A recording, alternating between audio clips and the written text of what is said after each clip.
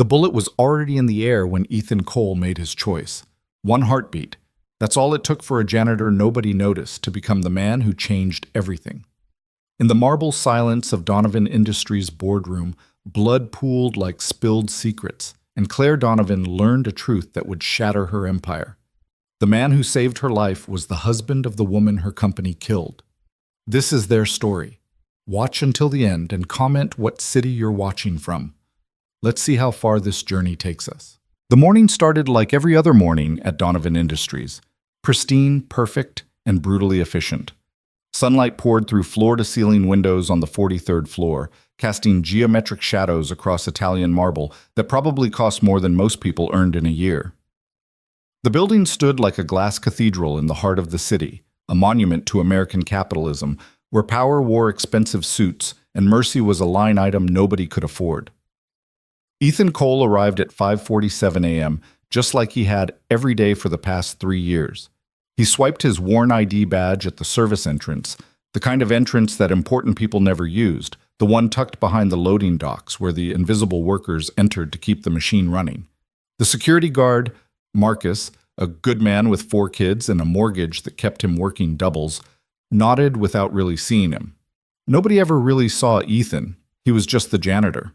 The ghost who emptied trash bins and polished floors while executives made decisions that moved millions. He wore the same navy blue uniform every day, kept his head down, and did his work with quiet precision. At 42, his hands were calloused, his shoulders slightly stooped from years of pushing mop buckets and lifting garbage bags. His face carried lines that grief had carved too early, a widow's pain that lived in the spaces between words he never spoke. Ethan's locker in the basement was dented, scratched with the initials of janitors who'd come before him. He opened it slowly, carefully, the way he did everything since Anna died. Inside, taped to the metal door, was a photo of his daughter, Lily. 8 years old, with her mother's dark curls and a smile that still carried hope despite everything. She was thinner now than in the photo.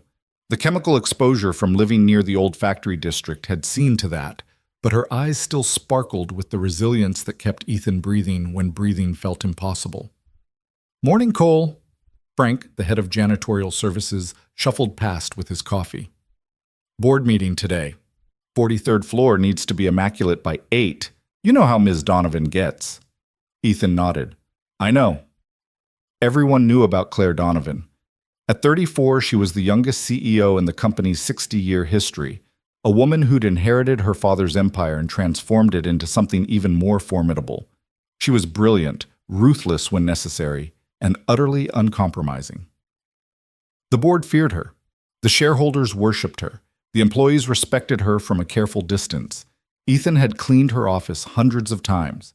He'd emptied her trash, polished her desk, vacuumed around her $1,000 heels. She'd walked past him so many times he'd lost count, and she'd never once looked at him. Not really. He was furniture, part of the building, as invisible as the air conditioning. And that was fine with Ethan. Invisibility was safety. Invisibility meant nobody asked questions about the mechanical engineering degree gathering dust in his storage unit, or why a man with his skills pushed a mop for minimum wage. Invisibility meant nobody dug into why he'd taken this job specifically, at this company, in this building. Some ghosts chose their hauntings. By 7:30 a.m., the 43rd floor gleamed. Ethan had buffed the marble until it reflected the recessed lighting like still water. The boardroom smelled of lemon polish and filtered air, every surface pristine, every chair perfectly aligned. 20 seats circled the massive oak table, each one worth more than his monthly rent. He was finishing the windows when they started arriving. First came Harold Benton, Chief Financial Officer, a man whose smile never reached his cold gray eyes. He was 63, impeccably dressed, and rumored to have killed 3 competitors' careers before breakfast on multiple occasions. He dropped his leather briefcase at his usual seat and immediately started typing on his phone, probably moving money or burying bodies. With men like Benton, it was hard to tell the difference. Then Victor Hale, VP of Operations, a bull of a man with silver hair and a handshake that broke fingers. He'd run the manufacturing division for 20 years, turning massive profits while the factories churned and burned. He laughed too loud at his own jokes and had the kind of confidence that came from never being held accountable. Others filtered in, corporate lawyers with expensive watches, division heads with careful smiles, board members who'd built careers on other people's broken backs. And then she arrived. Claire Donovan entered the boardroom like weather, sudden, commanding, impossible to ignore. She wore a charcoal suit that probably cost 3 months of Ethan's salary, her dark hair pulled back in a style that was both elegant and severe.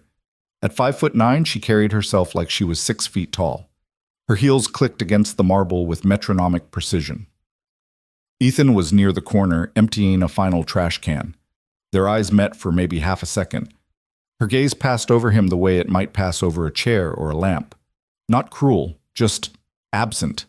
He didn't exist in her world. He nodded slightly and moved toward the door. "Ladies, gentlemen," Claire's voice cut through the preliminary chatter like a conductor's baton. "Let's begin.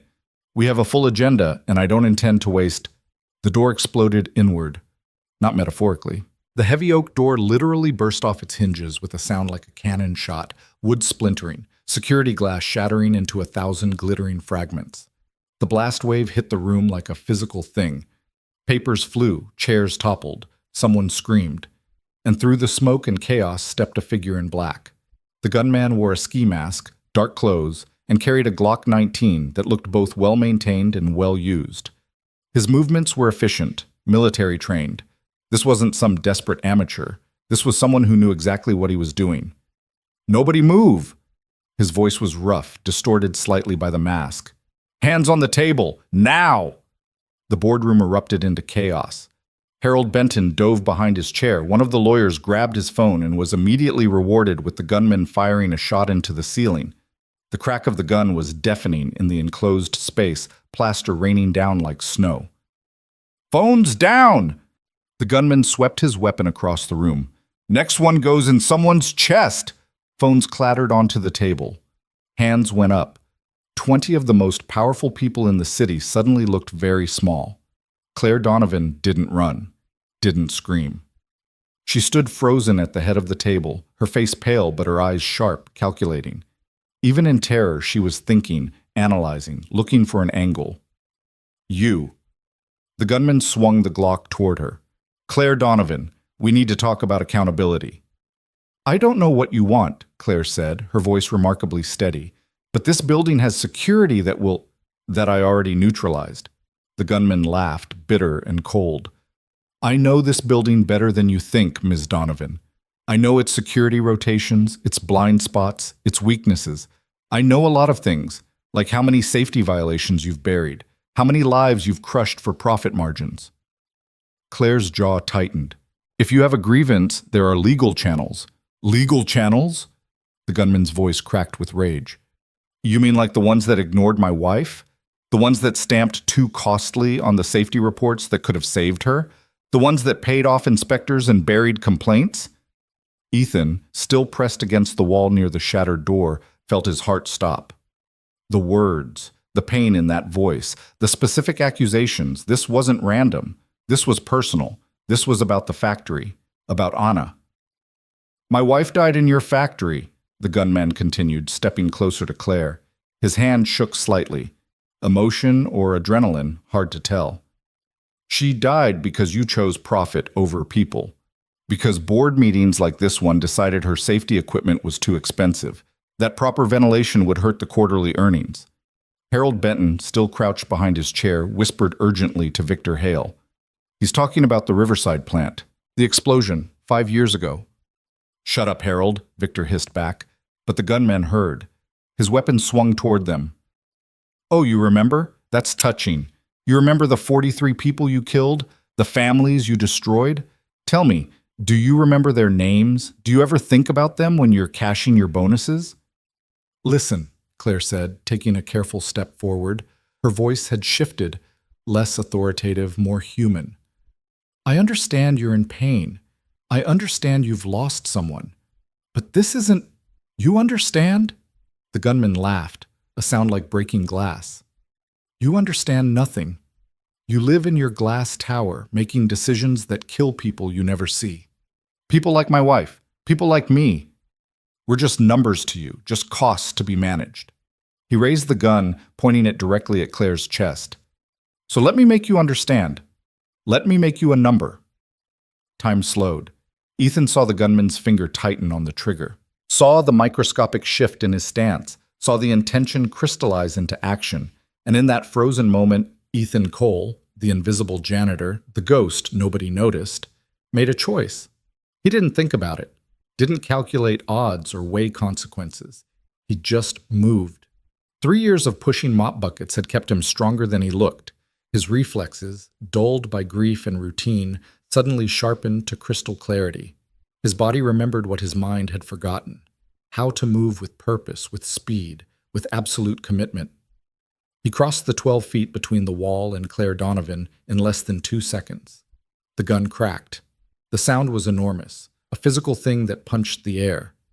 And Ethan's body, thrown forward by momentum and choice, intercepted the bullet meant for Claire. The impact was fire and ice simultaneously. The 9mm round hit him high on the left shoulder, the force spinning him partially around. He felt it, the punch, the burning, the immediate wrongness of metal tearing through flesh and muscle. His legs buckled. The polished marble rushed up to meet him. He hit the floor hard, his head cracking against the stone he'd buffed to perfection just an hour earlier. Blood began to pool beneath him, spreading across the marble like spilled paint. Dark, thick, obscenely red against the white stone. Through the ringing in his ears, Ethan heard chaos. Screaming, running footsteps, the gunman shouting something. More shots. No, those were from the doors. Security had arrived, late but armed. More shouting. A body hitting the floor. Not his. The gunman. But all of that was distant, muffled, like listening to the world from underwater. What he felt clearly was hands on his chest, small hands, pressing down on his shoulder with desperate strength. Claire Donovan's face swam into focus above him. Her perfect composure had shattered. Her hands were red with his blood. Her eyes were wide with something he'd never seen in them before. Genuine fear. Not for herself, but for him. "Stay with me," she was saying, her voice breaking. "Stay with me. Oh God, stay with me. What's your name? Tell me your name." Ethan tried to speak, but his mouth filled with copper. He coughed, tasted blood. "Ethan," he managed. "Ethan Cole. Ethan." "Okay. Ethan, look at me. Keep looking at me." She pressed harder on his shoulder. Someone threw her a jacket and she wadded it against the wound. "Why did you do that? Why did you—" "My daughter," Ethan whispered. The boardroom was getting darker, the edges of his vision closing in like curtains.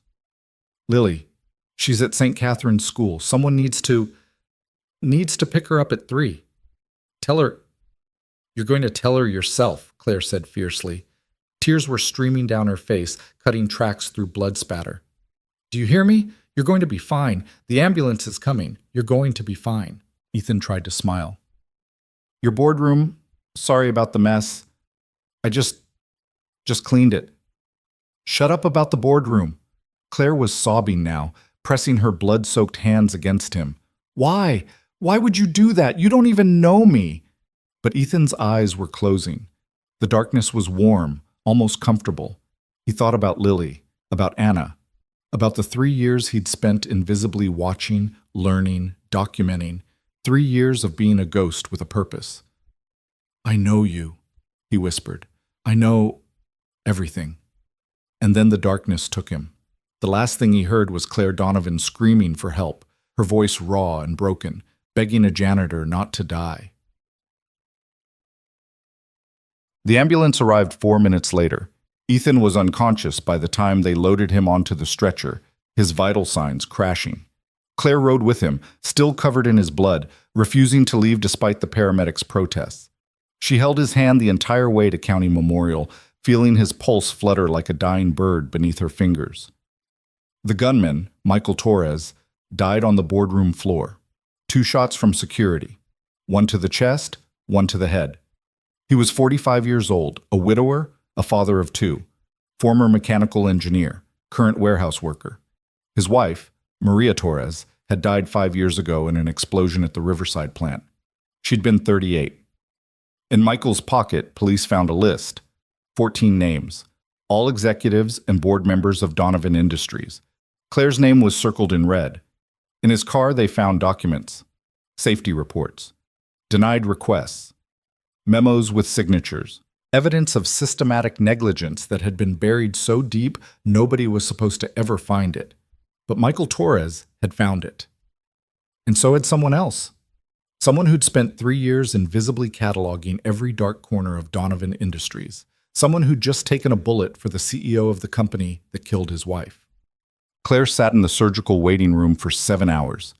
She didn't change clothes, didn't wash the blood from her hands, didn't take the phone calls from board members or lawyers or crisis management consultants. She just sat, staring at her hands, feeling the weight of a question she couldn't escape. Why would he save me? At 4:37 p.m., a surgeon emerged. Dr. Sarah Chen, 40-something, with kind eyes and exhausted shoulders. "Are you family?" Dr. Chen asked. "No, Claire hesitated. What was she? The person he'd saved? The CEO of the company that killed his wife? "I'm Claire Donovan. He saved my life." Dr. Chen studied her for a long moment. "He's stable. The bullet missed major arteries but did significant muscle damage. He lost a lot of blood. The next 24 hours are critical." "Can I see him?" "He's sedated. Won't be conscious until tomorrow at the earliest." Dr. Chen paused. "There's a little girl in the pediatric ward, his daughter. She was brought in when she heard about the shooting. She's been asking about him." Claire felt something crack in her chest. "He told me about her, right before he passed out. He told me to tell her what?" "That's the thing. He didn't finish." Claire looked at her bloody hands. He spent his last conscious moments worried about his daughter being picked up from school on time. What kind of man? "A good man," Dr. Chen said softly. "A father who's lost too much already. His wife died 5 years ago. Did you know that?" Claire nodded slowly. "I'm beginning to." His daughter has chronic respiratory issues from environmental exposure. She's been in and out of this hospital a dozen times. He works 2 jobs to pay for her treatment. Dr. Chen's expression hardened slightly. "And before you ask, yes, we know who you are. This hospital has seen a lot of cases from your factory district. A lot of families like the Coles dealing with the consequences of corporate decisions." The accusation hung in the air, professional courtesy barely concealing deeper judgment. "Where is she?" Claire asked quietly. "His daughter. Pediatric ward, 3rd floor, room 314. But Ms. Donovan? She's 8 years old and she's terrified. Be careful with her." Claire took the elevator to the 3rd floor, still wearing her blood-stained suit. The pediatric ward was painted in cheerful colors that felt obscene given the circumstances. Cartoon animals smiled from the walls. A television played some animated movie nobody was watching. Room 314 had the door partially open. Claire stood outside for a long moment, listening. She could hear soft crying, a child trying to be brave and failing. She knocked gently. "Hello, Lily?" The crying stopped immediately. Are you here about my dad?" Claire pushed the door open slowly. Lily Cole was smaller than she'd expected. Thin, almost fragile, with dark curls that framed a face too serious for 8 years old. She wore hospital clothes. They were treating her for an asthma attack triggered by stress, and clutched a worn stuffed rabbit that had clearly been loved nearly to death. Her eyes, her mother's eyes, Claire would later learn, fixed on Claire with desperate hope. "Is my dad okay? Please, is he okay?" Claire crossed the room and knelt beside the bed, not caring that she was leaving bloody footprints on the linoleum. "He's alive, honey. He's in surgery, but the doctor says he's going to be okay." Lily burst into tears, clutching the rabbit. "He saved someone? They said he saved someone and got hurt?" "He saved me," Claire said quietly. "Your dad is a hero." "He's always a hero," Lily said fiercely, wiping her eyes. "He works so hard. He's always tired, but he never complains. He makes me breakfast and walks me to school and reads to me every night, even when he's so tired he can barely stand. He's the best dad in the whole world." Claire felt tears burning her own eyes. "I believe you. Are you the person he saved?" Lily studied her, taking in the expensive suit, the blood, the exhaustion. "You're important, right? That's why someone tried to hurt you?" I'm, yes, I'm the CEO of Donovan Industries. Lily's expression changed. Just a flicker, but Claire saw it. Recognition and something darker. Fear? Anger? Pain? That's the company where my mom worked, Lily said carefully. Before she died. The room suddenly felt very cold. What did you say?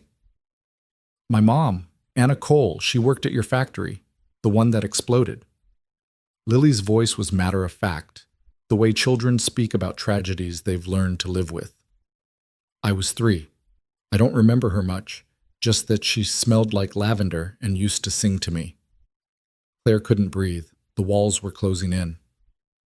Your father, Ethan Cole, he works for me. He's been working for me for 3 years. I know. He took the job after Mom died.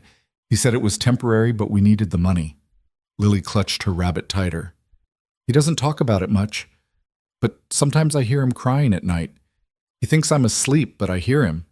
He says Mom's name, and he says, I'm sorry, over and over. The pieces were falling into place, and the picture they formed was devastating. Ethan Cole, mechanical engineer, had taken a job as a janitor at the company that killed his wife. He'd spent 3 years invisible, watching, learning, and today, when a gunman came seeking vengeance for the exact same tragedy, Ethan had saved the life of the CEO responsible. Why? Lily, Claire said carefully, do you know why your dad took a bullet for me? Why he would save the person who runs the company that your mom worked for? Lily looked at her with eyes older than 8 years. Because that's what good people do. They don't punish people for mistakes. My dad says everyone deserves a chance to be better. He says Mom would want us to be kind, not angry. Claire covered her mouth with her hand, trying not to sob. This child, this beautiful, fragile child, was teaching her lessons about mercy and grace while sitting in a hospital bed in clothes stained with her father's blood. Your dad is very wise, Claire managed. Yeah. Lily smiled slightly. He really is. Then her face crumpled again. But I'm scared. What if he doesn't wake up? What if he leaves me like Mom did? Claire reached out and took Lily's small hand. I'm going to make sure he's okay. I promise you. Whatever it takes, whatever resources this hospital needs, whatever your dad needs, I'm going to make sure he comes home to you. Why? Lily asked simply. You don't know us. Because your dad gave me the most precious gift anyone can give. He gave me my life. Claire squeezed her hand gently. And because I'm starting to realize that I owe him a lot more than just gratitude. I owe him the truth. They sat together for a while, the CEO and the janitor's daughter holding hands in the antiseptic light. Outside, the city turned toward evening, unaware that in this moment, in this room, something fundamental was shifting. Claire Donovan, who'd built her identity on control and certainty, who'd never questioned the foundations of her empire, felt those foundations cracking. And in that crack, light was beginning to show through. At 11:47 p.m., Claire finally left the hospital. She'd waited until Lily fell asleep, still clutching her rabbit, still wearing the worry on her sleeping face. Her driver brought the car around. Mitchell, 60 years old, former Marine, had driven for her father before her. He'd seen her grow from a precocious child to a ruthless CEO, and he was one of the few people who still treated her like a human being. He said nothing about the blood, just opened the door. Home, Ms. Donovan? Claire looked at her reflection in the car window. She looked like she'd survived a war. No, the office. I need to get into the archives. Ma'am, it's almost midnight. I don't care. Claire's voice was steel. There's something I need to find, something that should have been found 5 years ago. The Riverside incident. Claire's head snapped toward him. You know about it? Mitchell's jaw tightened. Your father handled it personally, told me it was taken care of, told me the families were compensated, the investigation was thorough. I believed him. He paused. Was he lying? I don't know. That's what I need to find out. They drove through empty streets. The city at midnight was a different animal.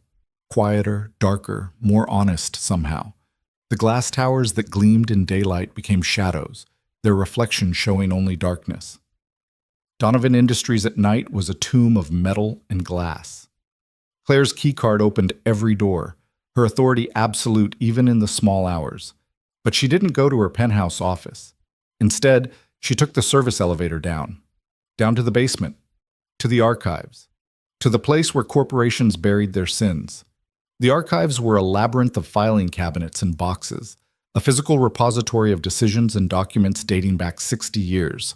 Everything was supposed to be digitized, but the reality was messier. There were always things that slipped through cracks, things people wanted to forget, things like Riverside. Claire started pulling files. Her manicured nails, still carrying traces of Ethan's blood beneath them, tore through cardboard and paper. She worked methodically, using her executive access to get past locked cabinets, searching for anything related to the factory explosion. At 2:14 a.m., she found it. A banker's box, mislabeled and filed under the wrong year. Inside were reports that should have been seen by regulators, safety audits that should have triggered immediate action, memos that should have sent people to prison. Claire spread them across a dusty table, her heart hammering. Memo. Confidential. From Victor Hale, VP Operations. To Richard Donovan, CEO. Date, March 15th, 2020. Riverside Plant Safety Concerns. Richard, the floor supervisors are raising concerns about the ventilation system in Building C. They're claiming the chemical exposure levels are approaching OSHA limits. Engineering is requesting an immediate shutdown for retrofitting. Cost estimate for proper ventilation upgrade, $2.3 million. Cost estimate for temporary filtration system, $400K. Cost estimate for regulatory fines if we're caught, $150K. Production shutdown would cost us approximately $1.1 million in lost revenue per week. Recommendation? Implement temporary measures, avoid the shutdown, and manage the OSHA inspector's schedule. We have a relationship with Inspector Carver. He's been cooperative in the past. Your call, but from an operational standpoint, we can't afford the production loss right now. Q2 numbers are already soft. Victor. And below it, in her father's handwriting. Approved. Keep production running. Handle the inspector. Claire felt sick. Her hands shook as she pulled another document. Incident report. Internal only. Date, September 3rd, 2001. Location, Riverside Plant, Building C. Incident type, chemical explosion. Fatalities, 43. Injuries, 17. Preliminary assessment, catastrophic failure of ventilation system led to chemical vapor accumulation.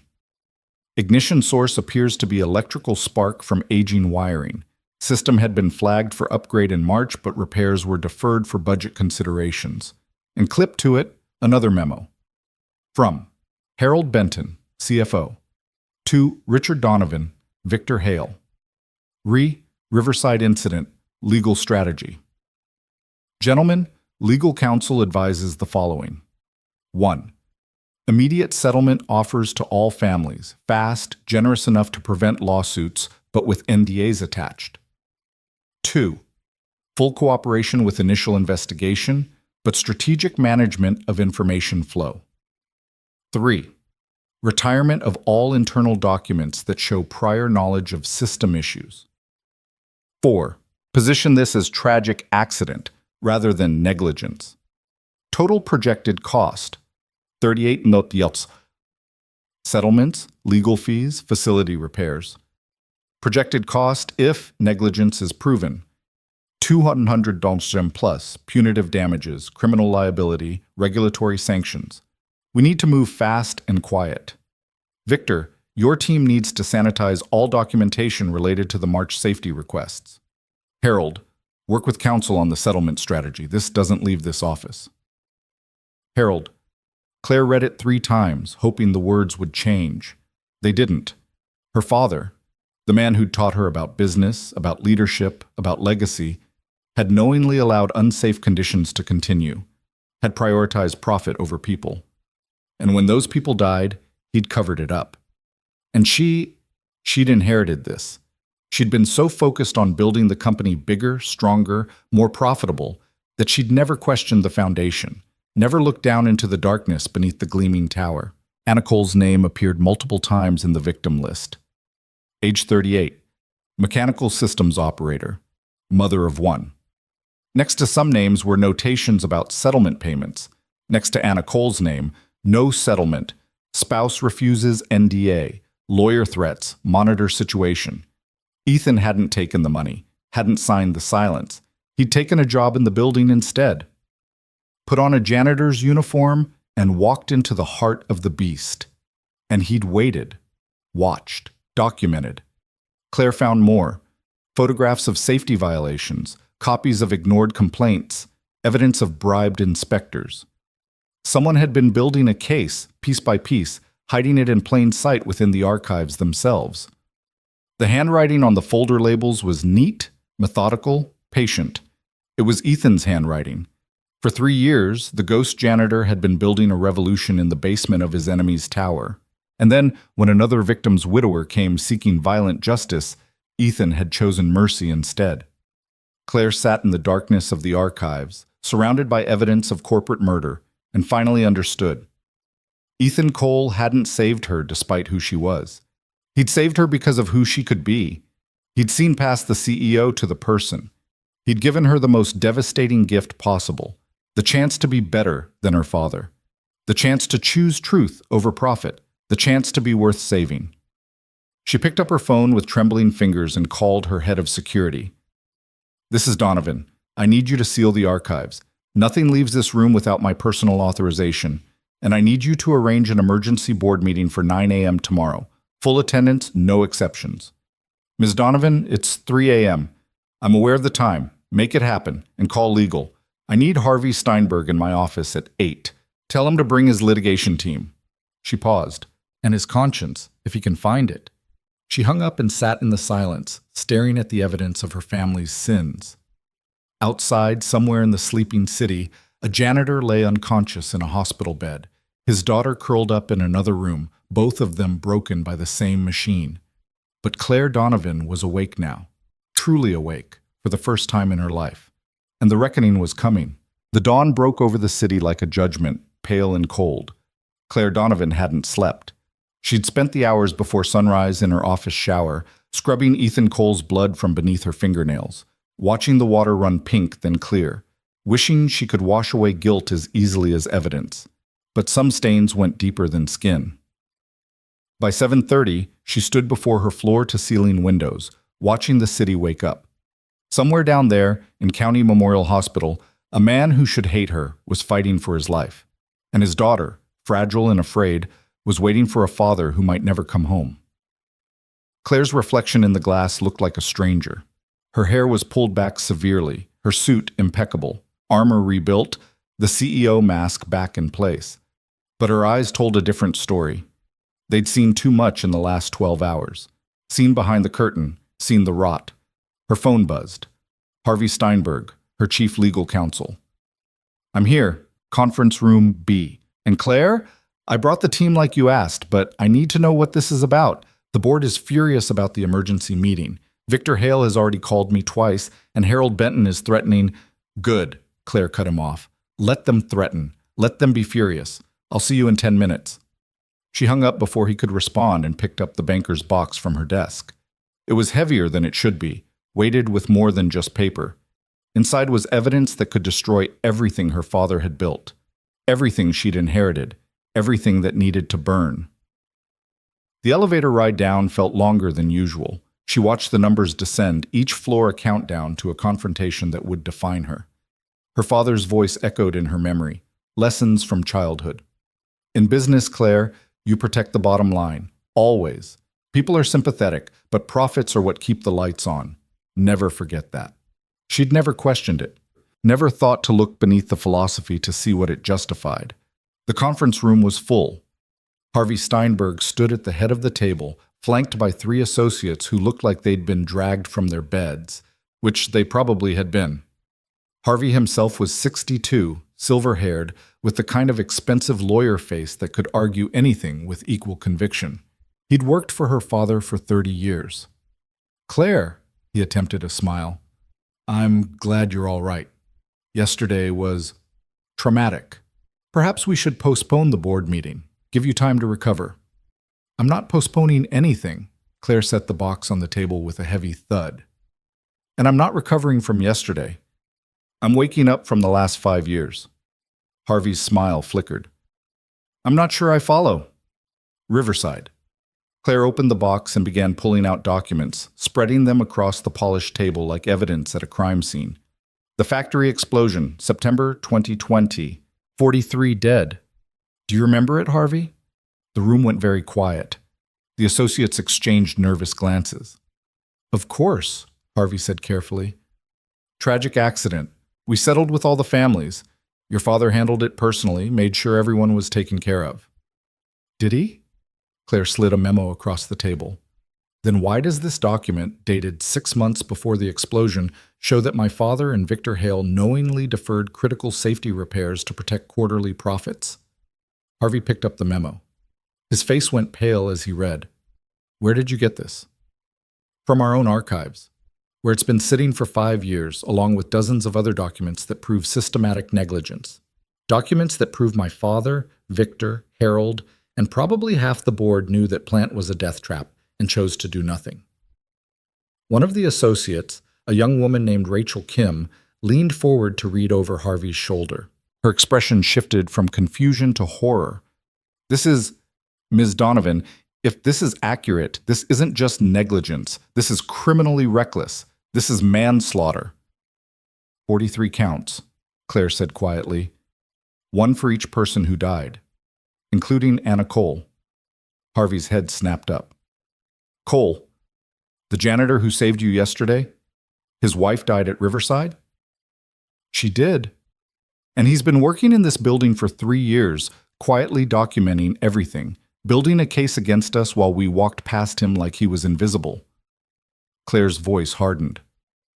The man who took a bullet for me yesterday had every reason to let me die, every reason to want me dead. But he saved me anyway.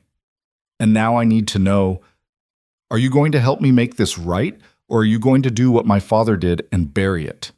Harvey set the memo down carefully, his lawyer's mind already working through implications and consequences. Claire, if this comes out, it will destroy the company. Criminal charges, civil suits, regulatory sanctions, the stock will crash, the board will revolt. Everything your father built was built on mass graves, Claire interrupted. I don't care about protecting it anymore. I care about the truth.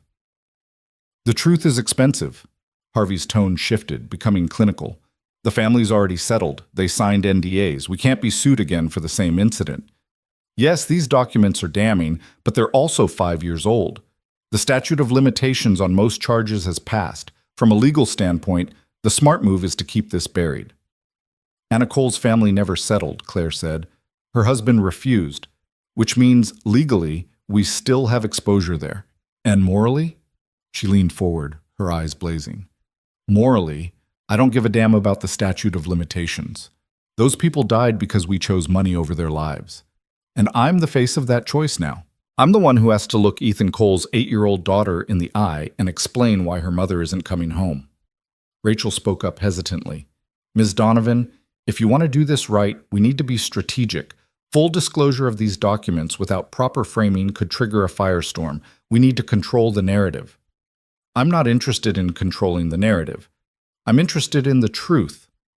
The truth can be told in different ways, Rachel persisted. We can take this to the authorities, yes, but we should also consider going public ourselves first. A press conference. Full transparency. Acknowledge the wrongdoing, announce reforms, commit to restitution for the families. Show that new leadership is taking responsibility. Harvey shook his head. That's suicide. The board will remove you before you reach the podium. Let them try. Claire's voice was steel. I control 47% of the voting shares. My father made sure I had enough to maintain control. They can threaten all they want, but they can't remove me without a supermajority. They can make your life hell. They can tie you up in legal challenges for years. They can... The door burst open. Victor Hale strode in, his face flushed with anger, Harold Benton right behind him. Both men radiated fury and entitlement in equal measure. "What the hell is this, Claire?" Victor's voice could have stripped paint. "An emergency board meeting called for 9 a.m. with no agenda? Security sealing the archives? What are you playing at?" Claire stood slowly, deliberately, letting the silence stretch. Then she smiled, a cold, dangerous expression her father would have recognized. "I'm playing at being CEO, which, last I checked, is my job, not yours. Your job is to run this company, not run it into the ground." Harold stepped forward, jabbing a finger toward her. "We've heard rumors about what you were doing last night. Digging through old files, making accusations. If you're trying to revisit Riverside, I'm not trying to revisit it. I'm exposing it." Claire picked up the memo with her father's handwriting and held it up. "Tell me, Victor, when you wrote this recommendation to my father, the one suggesting we bribe an OSHA inspector rather than fix a ventilation system, did you think about the people breathing those chemicals? Or were you only thinking about the quarterly numbers?" Victor's face went from red to white. "That's privileged corporate communication. You have no right. I have every right. This company killed 43 people through willful negligence. And you," she turned to Harold, "you orchestrated the cover-up, paid off families to keep them quiet, destroyed evidence. You turned a tragedy into a line item." "We protected this company," Harold said coldly. "We did what was necessary to preserve jobs, protect shareholders, maintain stability. Your father understood that. He made the hard decisions so you wouldn't have to." "He made criminal decisions." Claire's voice cracked like a whip. "And I'm done pretending they were anything else." Victor laughed, a harsh sound. "You self-righteous child. You think you can just tear down everything because your conscience suddenly woke up? You think the board will let you commit corporate suicide because a janitor took a bullet for you?" "His name is Ethan Cole." Claire stepped toward Victor, her voice dropping to something dangerous. "And his wife's name was Anna. She was 38 years old. She had a daughter. She went to work at our factory, trusting that we valued her safety. And we killed her because upgrading a ventilation system cost more than we wanted to spend. It was a cost-benefit analysis. It was murder." Claire's eyes blazed.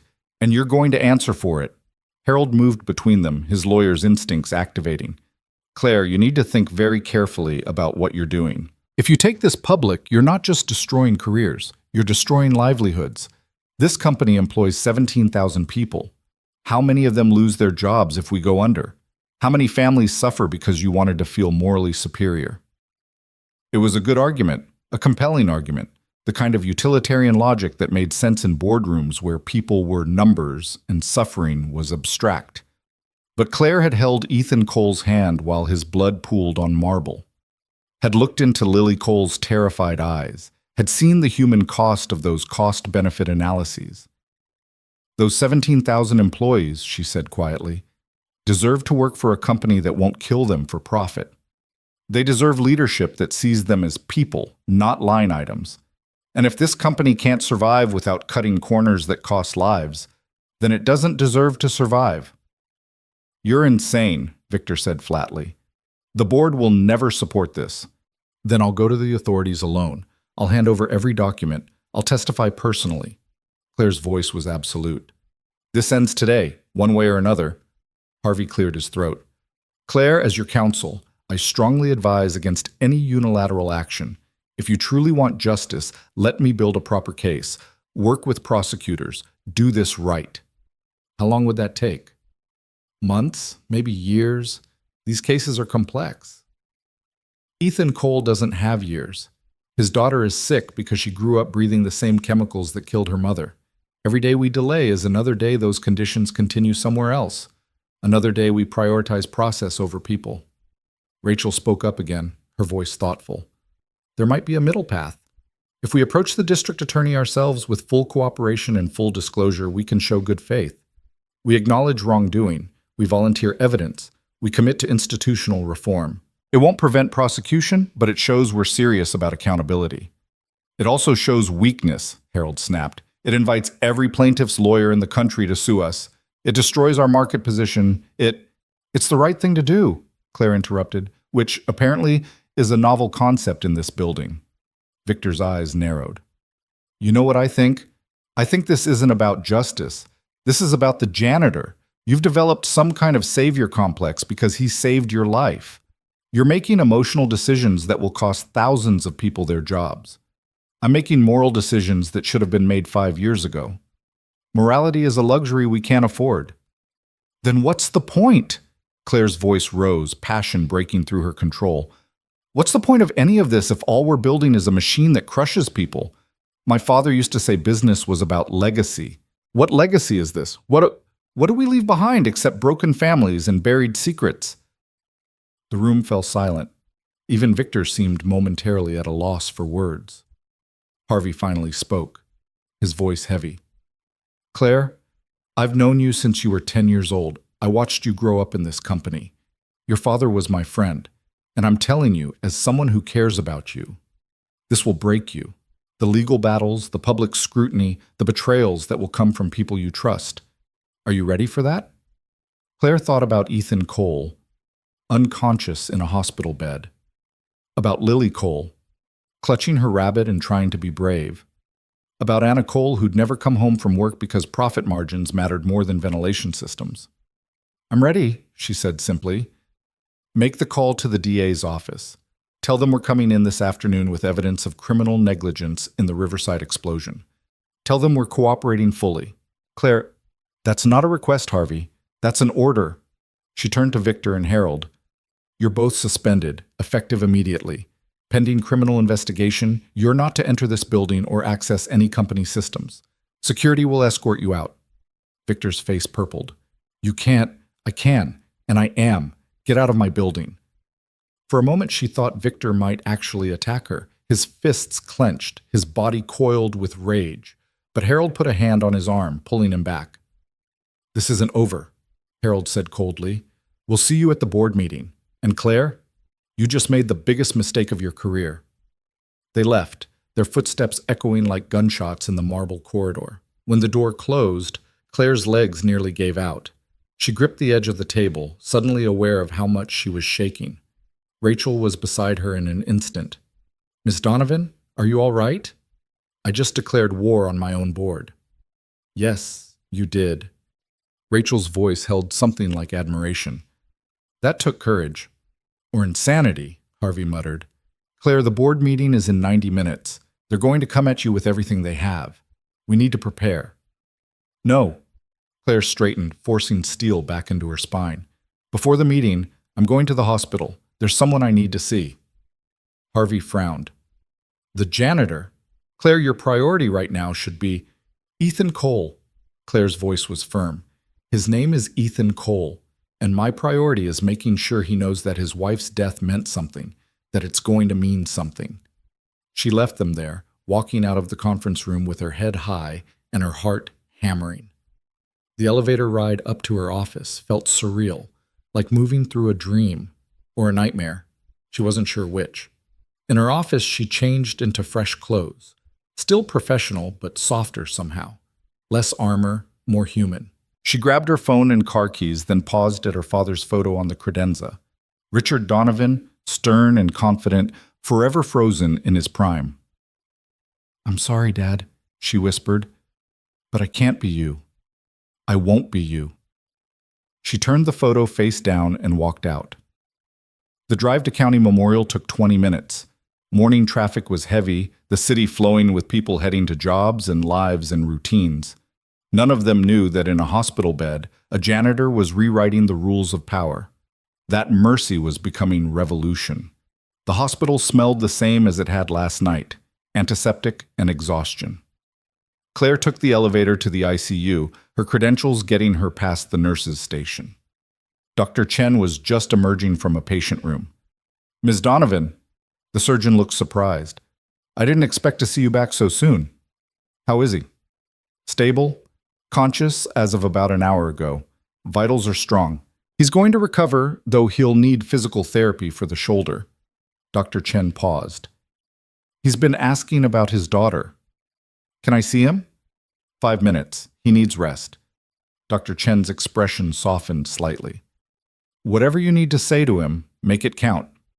The ICU room was small, machines beeping softly, monitors displaying the mathematics of survival. And in the bed, propped up slightly, was Ethan Cole.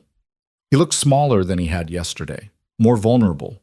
His left shoulder was heavily bandaged, tubes and wires connected him to various machines, and his face was pale with the aftermath of trauma and blood loss. But his eyes were clear and watching her as she entered. "Ms. Donovan."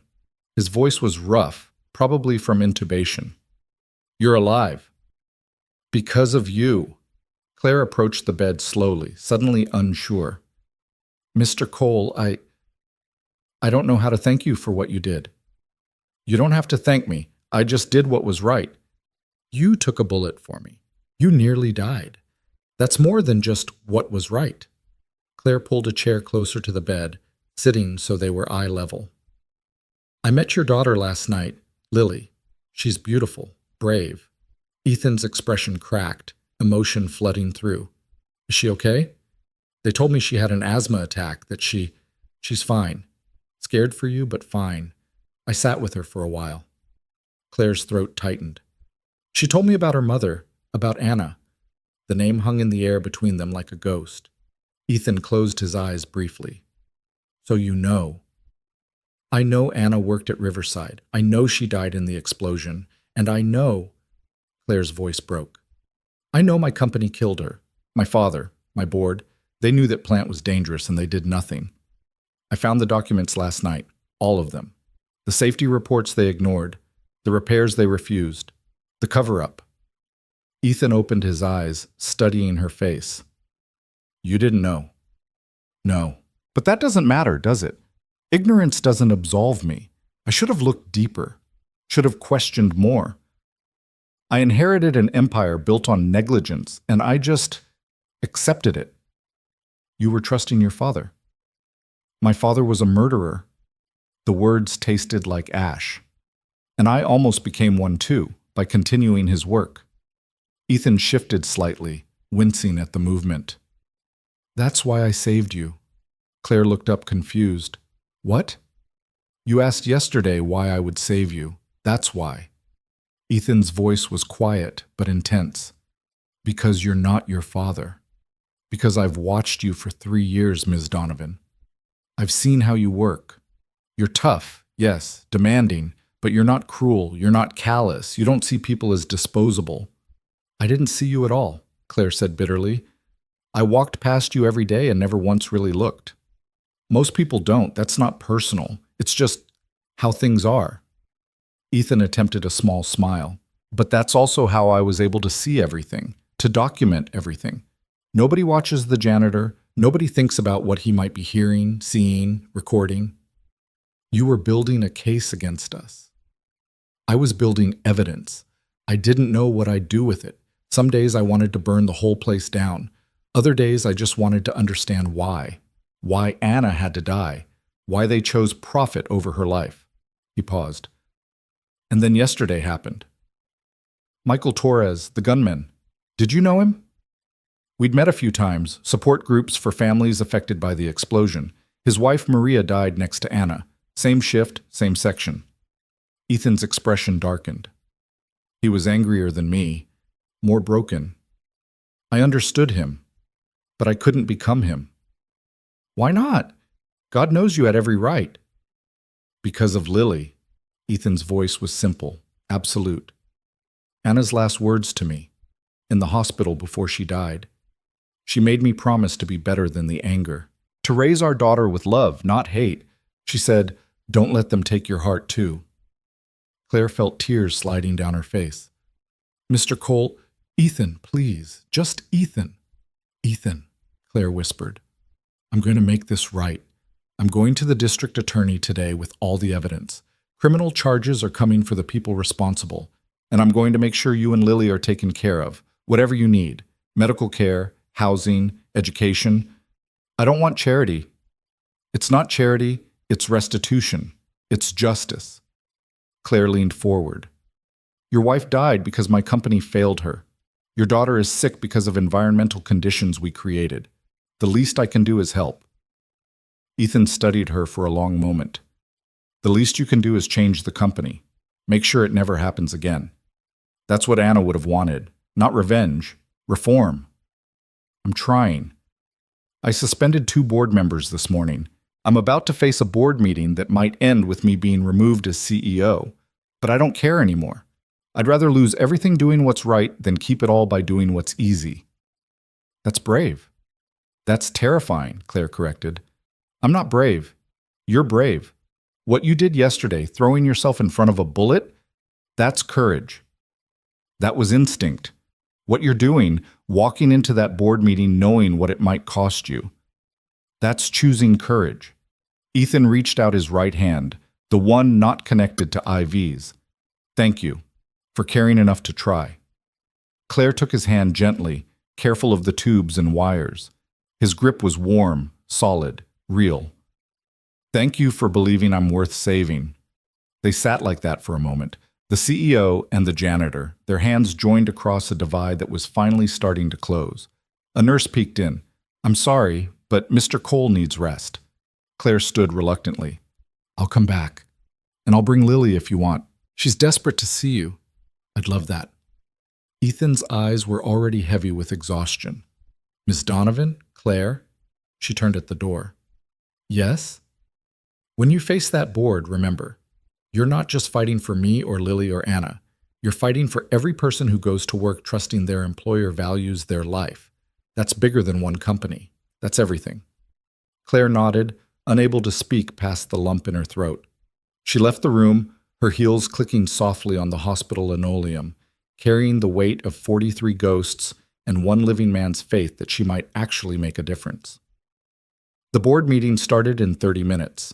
Somewhere in the building, Victor and Harold were probably gathering allies, preparing their counterattack. The battle for the soul of Donovan Industries was about to begin. But Claire wasn't afraid anymore.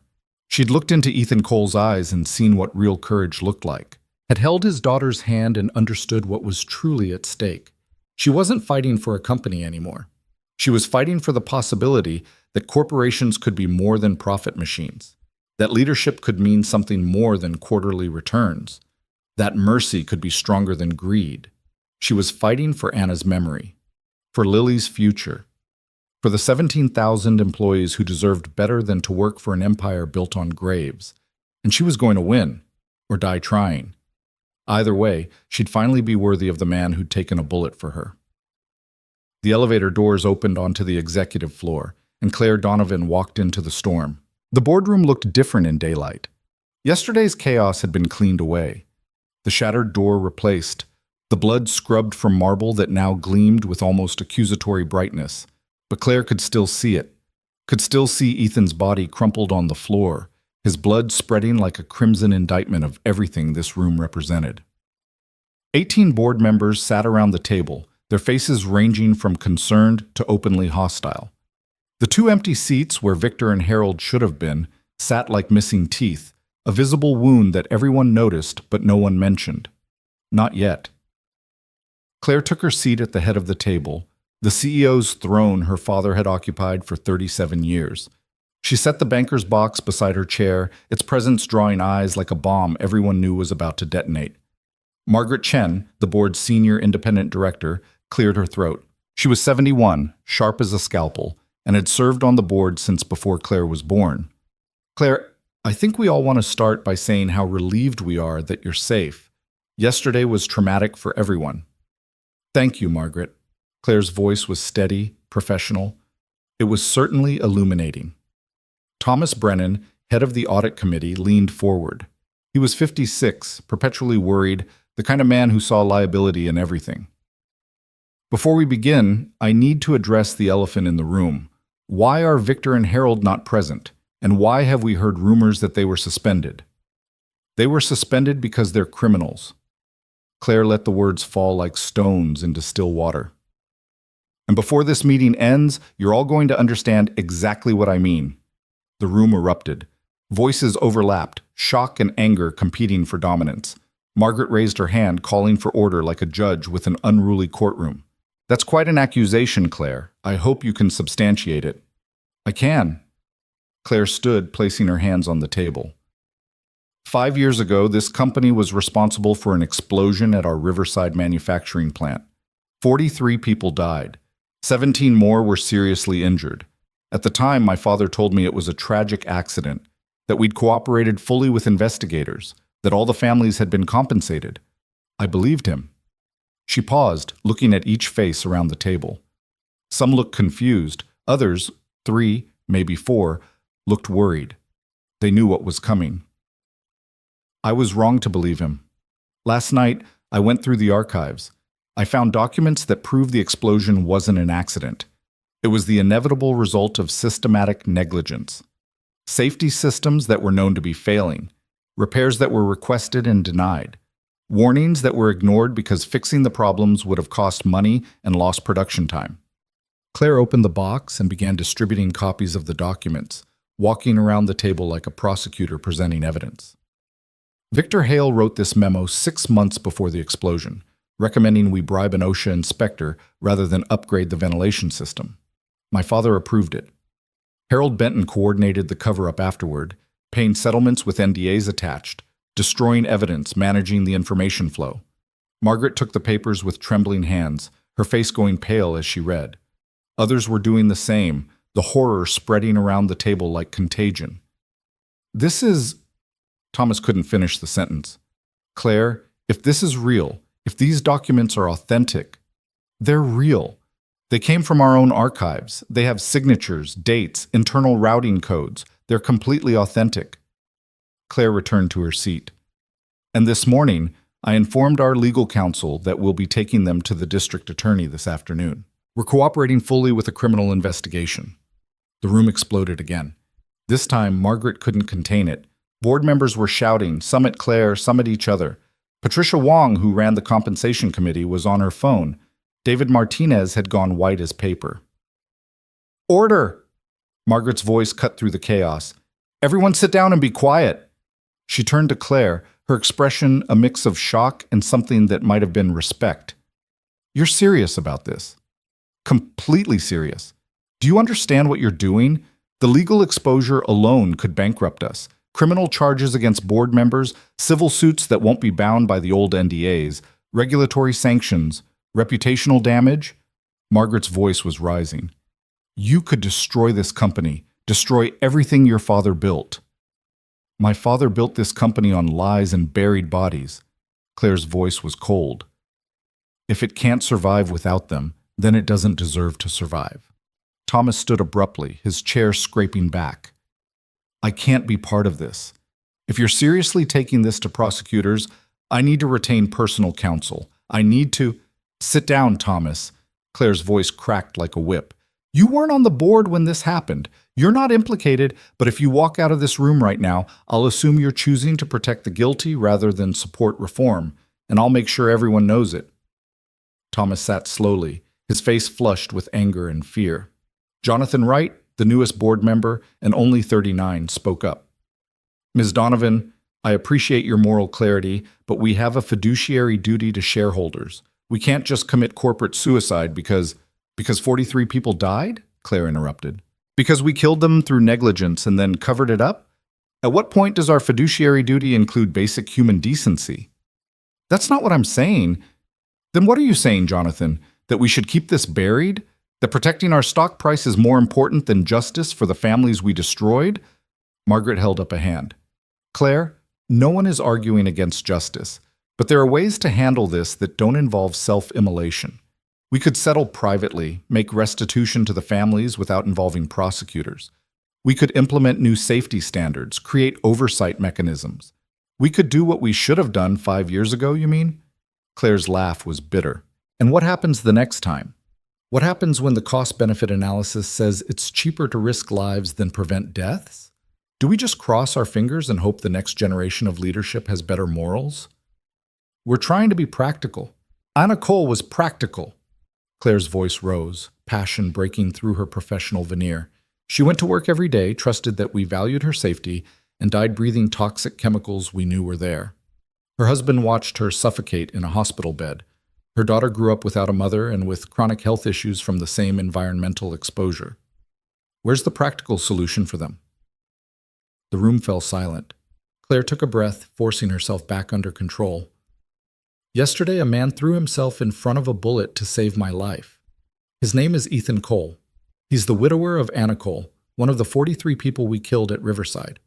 For 3 years, he's worked in this building as a janitor. He's cleaned our offices, emptied our trash, and been completely invisible to all of us. And while he was invisible, he was documenting everything, building evidence of our crimes. She looked around the table, meeting each person's eyes. He had every reason to let me die yesterday, every reason to want me dead. But he didn't. He saved me because he believed I could be better than my father, better than this company's history. And I'll be damned if I'm going to prove him wrong by doing exactly what my father did and choosing profit over justice. Patricia Wong spoke up, her voice quiet but firm. She was 54, a former prosecutor herself, and one of the few people on the board Claire genuinely respected. Claire, I admire what you're trying to do, truly, but you need to understand the realities. If this goes to criminal prosecution, Victor and Harold won't be the only ones affected. The company itself could face charges. We could lose government contracts, banking relationships, client trust. 17,000 employees could lose their jobs. I know the risks. Do you? Patricia leaned forward. Because I don't think you do. I've seen companies destroyed by scandals like this, even when they're trying to do the right thing. The market doesn't reward moral courage. It punishes uncertainty and risk. Our stock could drop 40–50%. We could become a takeover target. Vulture funds could strip us for parts. She paused. Your employees, the 17,000 people who depend on this company for their livelihoods, could end up victims of your moral crusade. The argument landed like a punch. Claire felt it, the weight of those 17,000 lives. It would be so easy to listen to Patricia, to find a middle path, to manage the situation quietly, make restitution privately, implement reforms without the public confession. But then she thought about Lily Cole, clutching her rabbit in a hospital bed, about Ethan's voice saying, "You're not just fighting for me or Lily or Anna. You're fighting for every person who goes to work trusting their employer values their life." You're right, Claire said quietly. I could destroy this company. I could cost people their jobs. I could fail spectacularly and publicly. But Patricia, what's the alternative? We keep doing what we've been doing? We protect the system that allowed 43 people to die? We send the message that if you're rich enough and powerful enough, you can literally get away with murder? She stood again, unable to sit still. My father used to tell me that business was about legacy, about building something that outlasts you. Well, I don't want his legacy. I don't want to be remembered as the CEO who protected profits at the cost of lives. I'd rather be remembered as the CEO who tried to do the right thing and failed than the one who did the wrong thing and succeeded. Margaret was watching her with an expression Claire couldn't quite read. Your father would be very disappointed in you right now. Good. Claire's voice was firm. Because if my father would be proud of this decision, I'd know I was making the wrong one. Thomas cleared his throat. What exactly are you proposing, Claire? Walk us through your plan. This afternoon, I'm meeting with the district attorney. I'm providing all the documents I found, along with a complete timeline of events.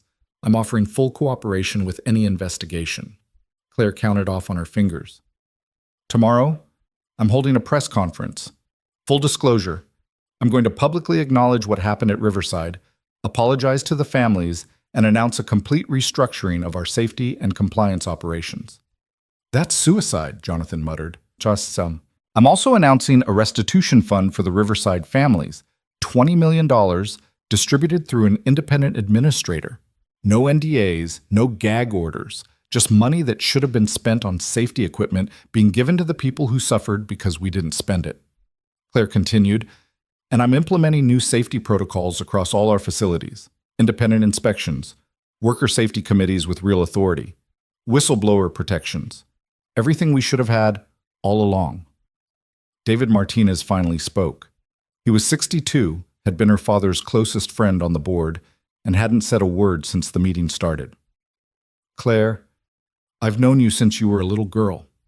I watched you grow up in this company. Your father loved you more than anything in this world. I know he did. Then don't destroy his memory like this. Don't make him a villain in some redemption story you're telling yourself. David's voice was thick with emotion. Richard made hard decisions.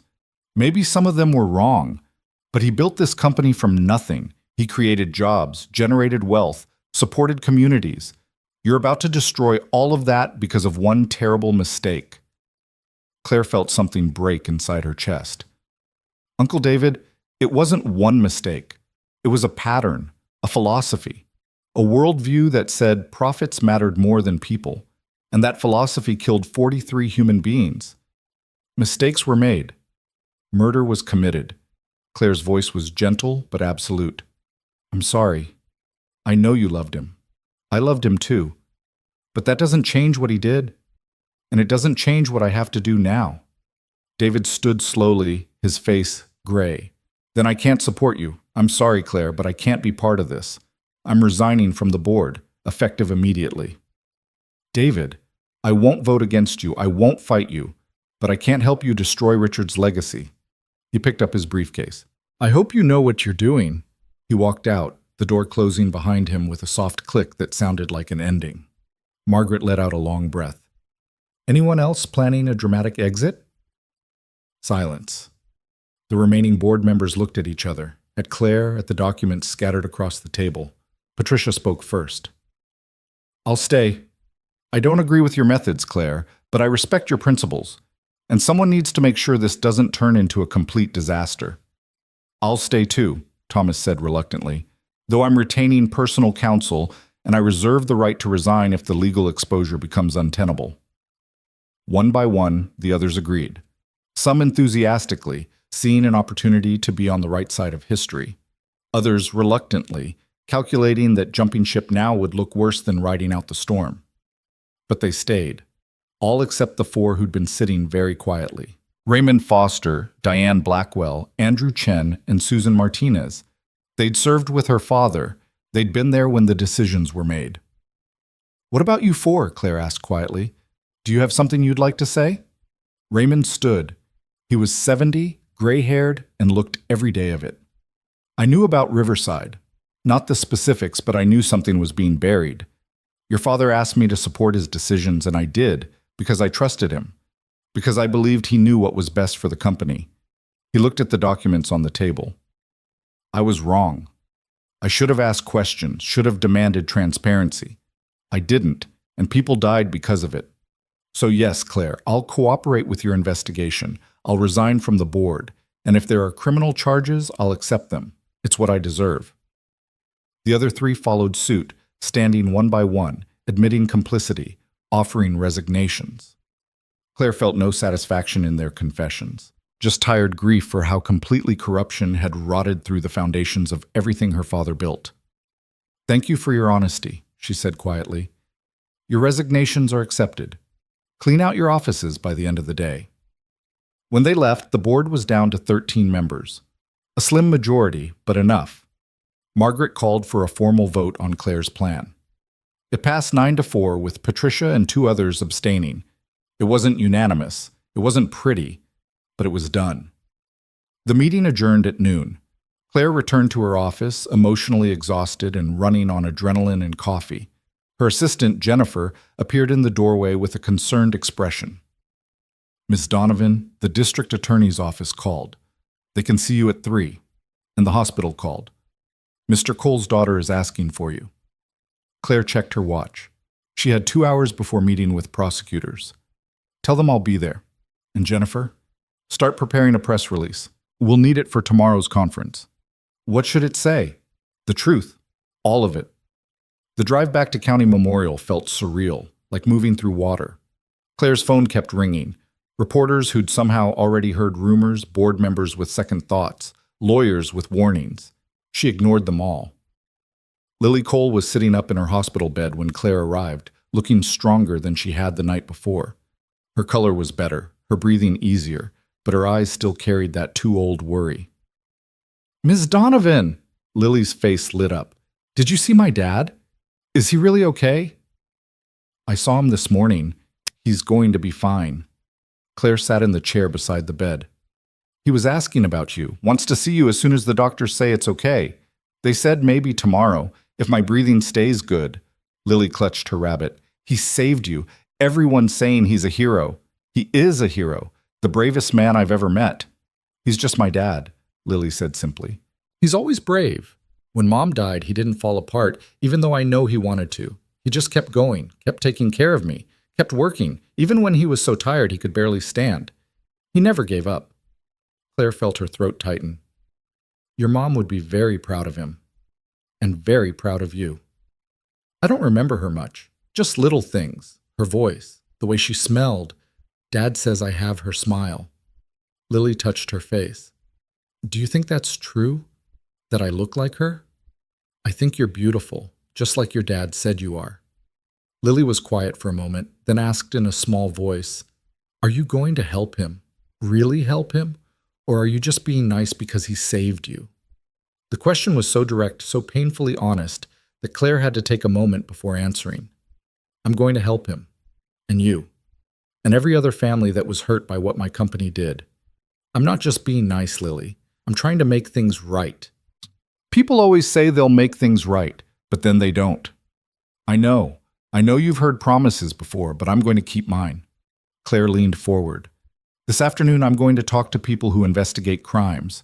I'm going to give them proof that my company did bad things, things that hurt your mom and a lot of other people. And tomorrow, I'm going to tell everyone what happened, the whole world, so that it can never happen again. Lily studied her with those serious, too old eyes. Will you get in trouble? Probably. My company might get in trouble too. Some people might lose their jobs. It's going to be hard. But you're doing it anyway? Yes. Why? Claire smiled sadly. Because your dad took a bullet for me. And before I met you, I thought that meant I owed him a debt. But now I realize it's more than that. He gave me a gift. He gave me the chance to be better, to build something worth saving instead of just protecting something rotten. And I'm not going to waste that gift. Lily thought about this, her small face serious. Then she held out her rabbit. This was my mom's. Dad gave it to me after she died. He said as long as I had it, part of her would always be with me. Claire took the worn stuffed animal carefully, reverently.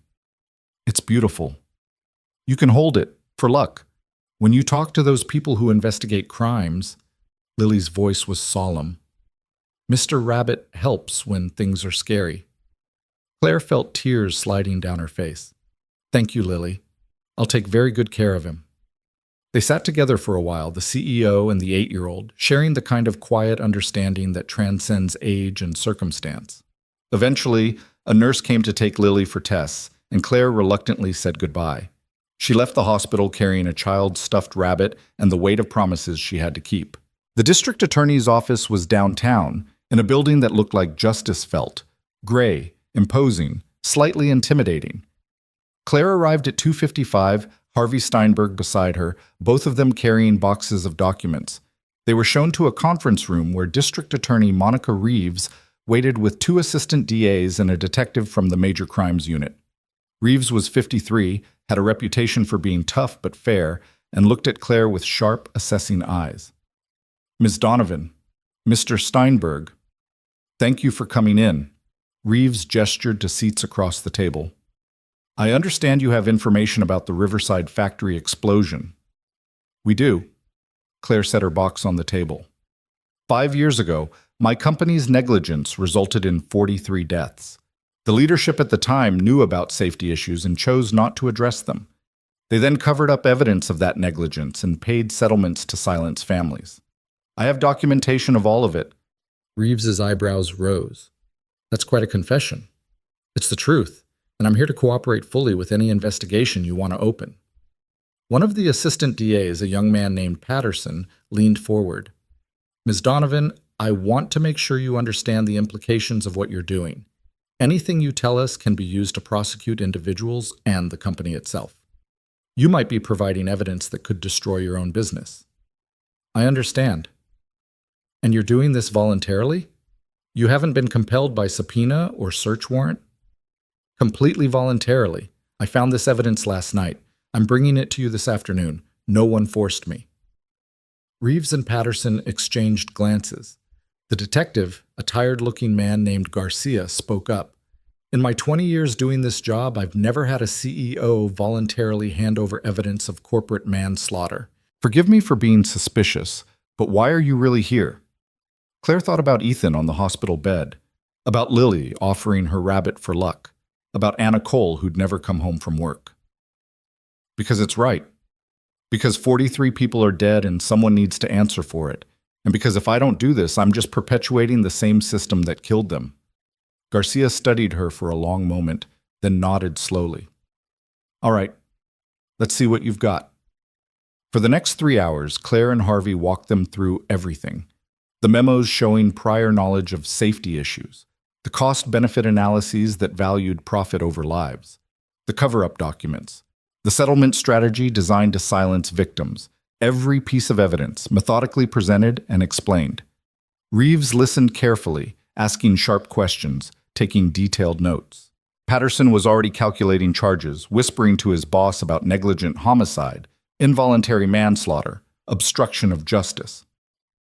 This is substantial, Reeves finally said. If verified, this is criminal negligence at the very least, possibly corporate manslaughter. We'll need to authenticate the documents, interview witnesses, build a complete case. That'll take time. I understand. I'll cooperate fully. So will our current legal team. We'll provide access to facilities, personnel, records, whatever you need. What about the individuals named in these documents? Victor Hale, Harold Benton, and Reeves checked her notes. Richard Donovan, your father. Obviously he's deceased, but the others? I suspended them this morning. They're aware they're under investigation. They'll lawyer up immediately, Patterson said. Probably already have. This is going to be a fight. I know, but I have resources too, and I have the truth. Claire met Reeves' eyes. I'm not asking for special treatment. I'm not asking you to go easy on the company or on me if I'm implicated. I'm asking you to pursue justice, wherever it leads. Reeves sat back, studying Claire with an expression that might have been respect. Ms. Donovan, I've prosecuted white-collar crime for 15 years. I've seen a lot of wealthy people try to buy their way out of consequences. I've never seen one voluntarily walk into consequences. I don't know if you're incredibly brave or incredibly foolish. Probably both, Claire admitted, but I'm committed, whatever it takes. All right. Reeves stood, extending her hand. We'll open a formal investigation. Expect search warrants for your facilities within the week. Expect interviews with your executives and board members. And Ms. Donovan, expect this to get ugly. Because once this becomes public, everyone's going to have an opinion. The media, shareholders, employees, they're all going to judge you. Are you ready for that? Claire shook her hand firmly. I'm ready. I'm holding a press conference tomorrow morning. Full disclosure. By tomorrow afternoon, the whole world will know. Then God help you, Reeves said quietly. You're going to need it. The sun was setting when Claire finally left the DA's office, painting the city in shades of amber and shadow. Harvey walked beside her, unusually quiet. You did the right thing, he finally said. I want you to know that. Even if it costs us everything, you did the right thing. Thank you, Harvey. That means a lot. But Claire, he stopped at her car. It's going to cost us almost everything. Are you truly prepared for that? Claire thought about the question, about her father's empire crumbling, about her own reputation being destroyed, about the possibility of losing the company, her position, her carefully constructed life. Then she thought about Ethan Cole, who'd lost his wife, his career, his health, and still found the strength to save the person who represented everything that had been taken from him. I'm prepared, she said simply, because anything worth keeping will survive the truth, and anything that won't didn't deserve to exist in the first place. She drove home through the darkening city, Lily's rabbit sitting on the passenger seat beside her, a talisman against the storm that was coming. Tomorrow, she would face the world. Tomorrow, she would tell the truth and accept the consequences. But tonight, she would sleep for the first time in years with a clear conscience. And somehow, impossibly, that felt like victory. The press conference was scheduled for 10 a.m., but reporters started gathering outside Donovan Industries headquarters at dawn. News vans lined the street, satellite dishes pointed skyward like flowers seeking sun. By 9:30, the lobby was packed with journalists, cameras, and the electric tension of people who sensed blood in the water. Claire stood in her office, watching the crowd gather through her windows. She'd barely slept, running on coffee and determination, her speech written and rewritten a dozen times. Jennifer had tried to get her to eat something, but food felt impossible. Her stomach was a knot of nerves and resolve. Her phone buzzed, a text from Patricia Wong. "I'm here, front row. You can do this." Another from Harvey. "Legal team is ready for fallout. Whatever happens, we're with you." And one from an unknown number that made her breath catch. "Lily says to tell you Mr. Rabbit is rooting for you. So am I. Ethan." Claire touched the screen, feeling emotion threaten to overwhelm her carefully constructed composure. She'd visited Ethan again last night after leaving the DA's office. They talked for an hour, his voice getting stronger, his eyes clearer. He told her stories about Anna, about their courtship, their marriage, their dreams for Lily's future.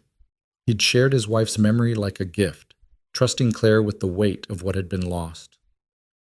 "She would have liked what you're doing," he'd said quietly. "Anna believed in second chances, in people choosing to be better. She would have said this took more courage than I showed yesterday. You took a bullet. You're taking on an empire. That's harder." Now, standing at her window watching the media circus below, Claire wondered if he was right. A bullet was quick. This was choosing to bleed slowly, publicly, while the world watched and judged. Jennifer appeared in the doorway. "It's time, Ms. Donovan. They're ready for you." Claire picked up her notes, then set them down again.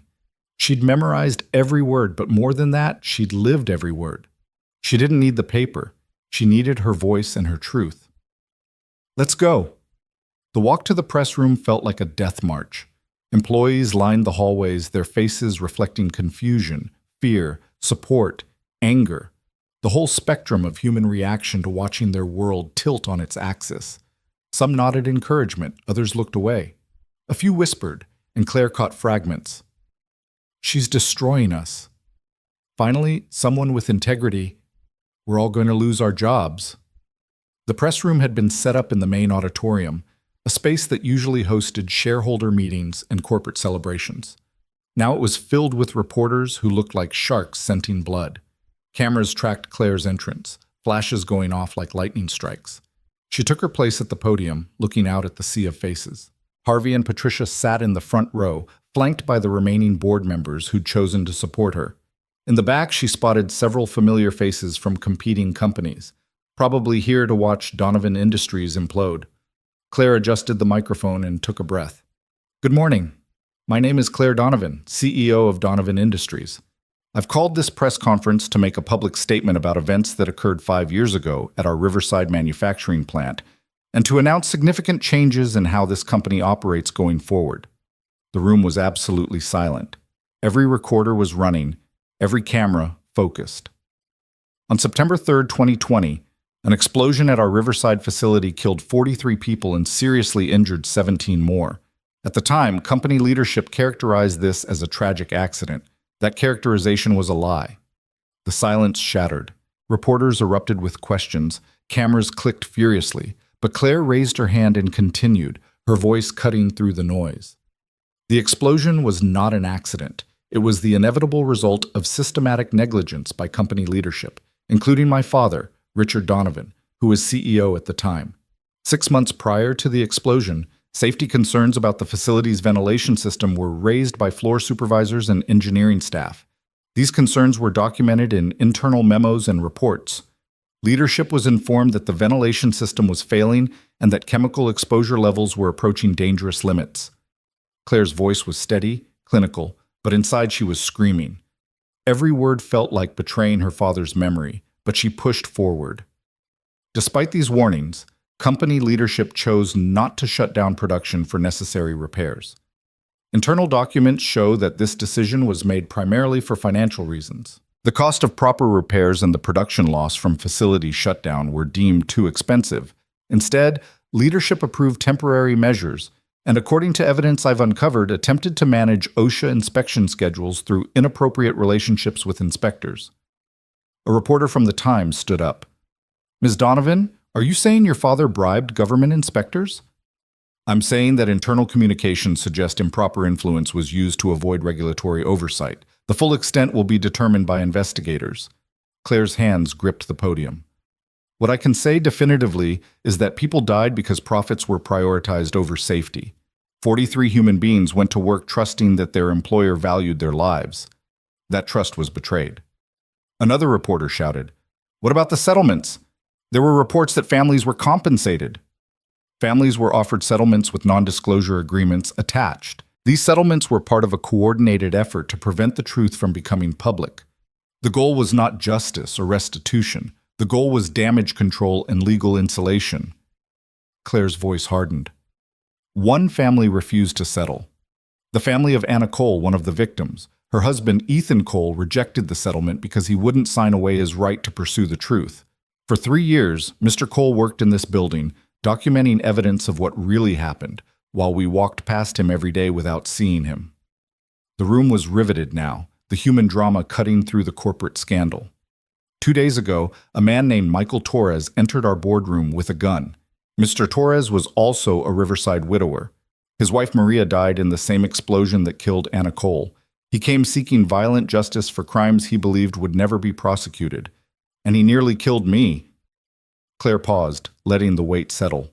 But Ethan Cole, the janitor we'd ignored for 3 years, the man whose wife we killed through negligence, threw himself in front of the bullet meant for me. He saved my life despite having every reason to let me die. Several reporters were openly emotional now. This wasn't just corporate scandal anymore. This was human tragedy and redemption colliding in real time. Mr. Cole is currently recovering from his injuries. His 8-year-old daughter, Lily, who suffers chronic respiratory issues from environmental exposure in the factory district where they were forced to live after her mother's death, has been asking me a question I can't stop thinking about. She asked me, "Are you really going to help, or are you just being nice because he saved you?" Claire's voice broke slightly, but she pushed through. "I'm here today to answer that question, not just to Lily, but to every family that was affected by Riverside, to every employee of this company, to every person who's ever trusted a corporation to value their life over its bottom line." She looked directly into the cameras, knowing that somewhere, in a hospital room, Ethan and Lily might be watching. Yesterday, I provided the district attorney's office with all documentation I've uncovered regarding the Riverside incident. I have offered full cooperation with criminal investigations into the conduct of company leadership. I have suspended and accepted the resignations of board members who were complicit in either the original negligence or the subsequent cover-up.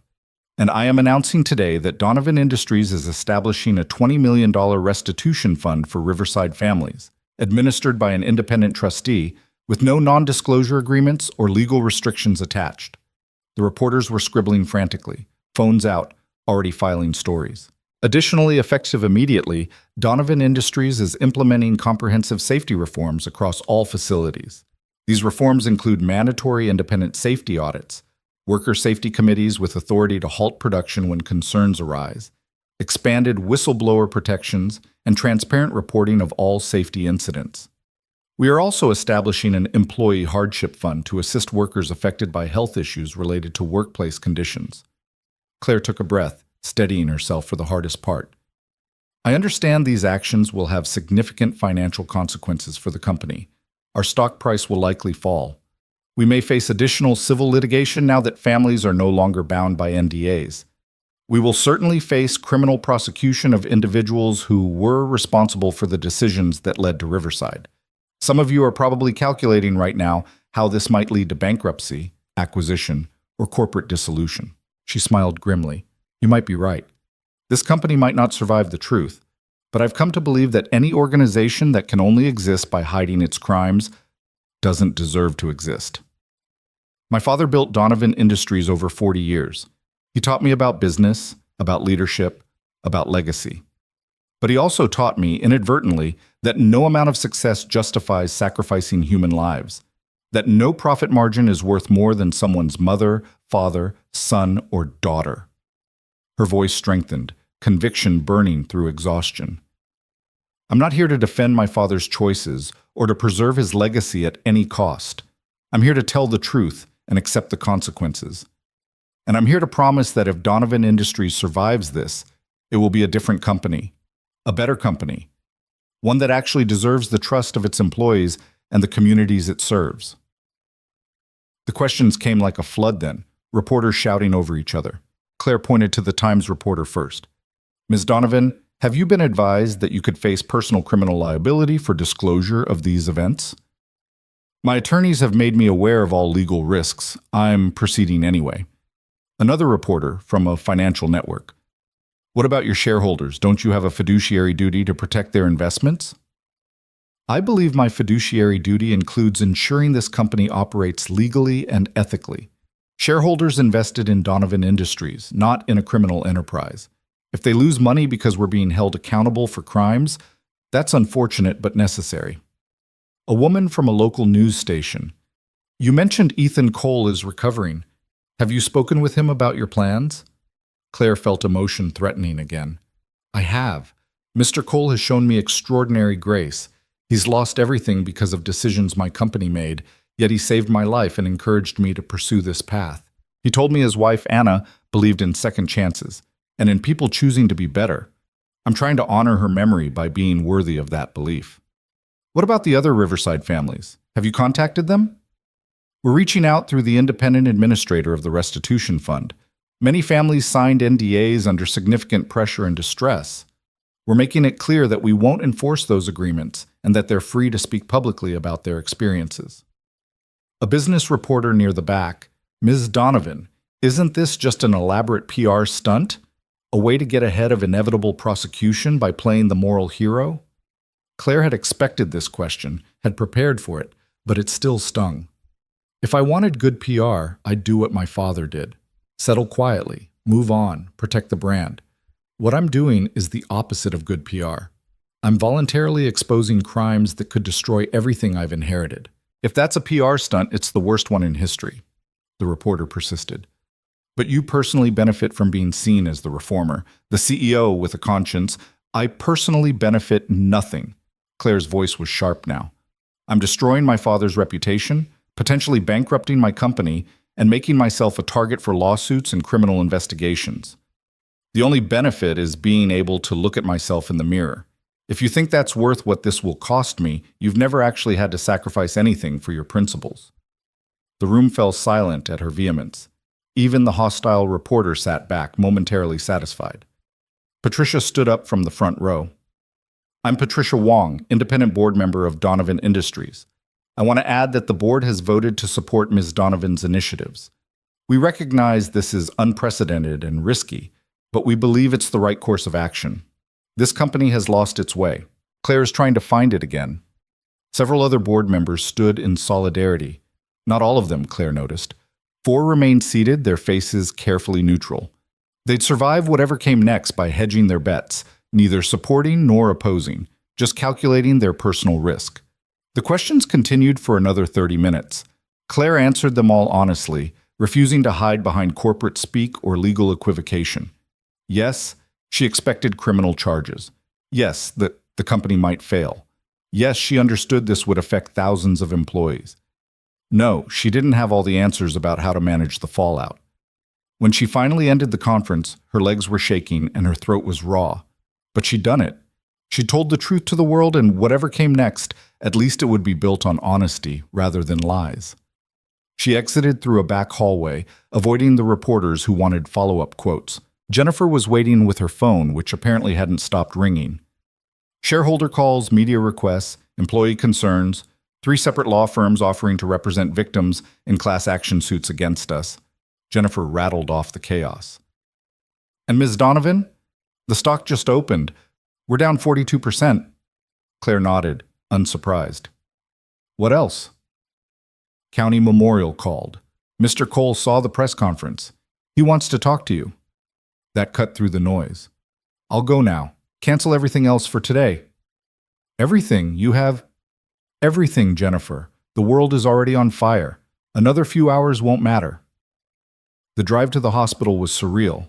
Claire's phone kept buzzing with notifications, news alerts about her own press conference, hot takes from business analysts, opinion pieces being written in real time.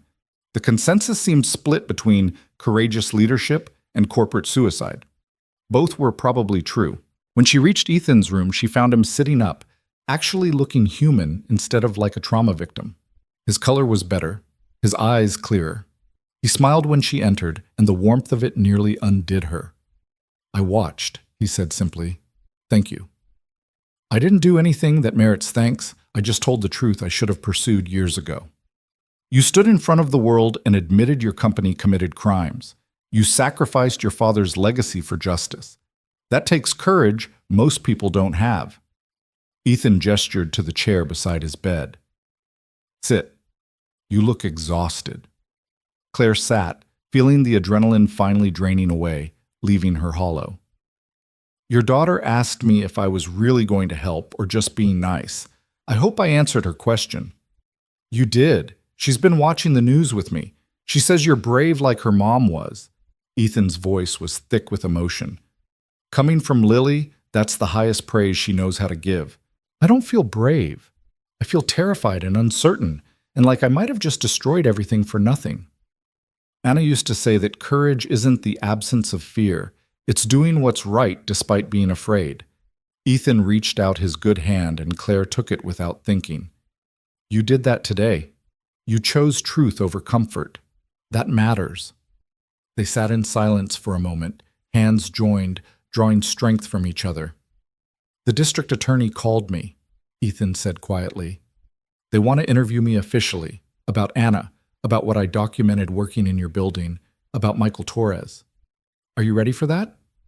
I've been ready for 5 years. I've been waiting for someone to care enough to ask the right questions. He squeezed her hand. You made that possible. You gave Anna's death meaning beyond just tragedy. You turned it into a catalyst for change. I don't know if I can actually change anything. The company might collapse. The reforms might not survive if someone else takes over. I might have destroyed everything and accomplished nothing. Or, Ethan said gently, you might have started something that grows beyond this one company. You might have shown other CEOs that accountability is possible, that conscience isn't weakness, that sometimes you have to burn down the old structure to build something worth keeping. Claire looked at their joined hands. His was calloused from years of janitorial work marked by labor that should have been beneath his skills. Hers was soft, manicured, marked by privilege she'd never questioned until 2 days ago. I want to offer you something, she said quietly, and I need you to understand it's not charity or guilt. It's restitution and respect. Ethan raised an eyebrow. I'm listening.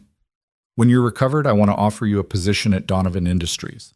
Not as a janitor, as Director of Worker Safety and Compliance. You'd have authority to implement safety protocols, investigate concerns, halt production when necessary.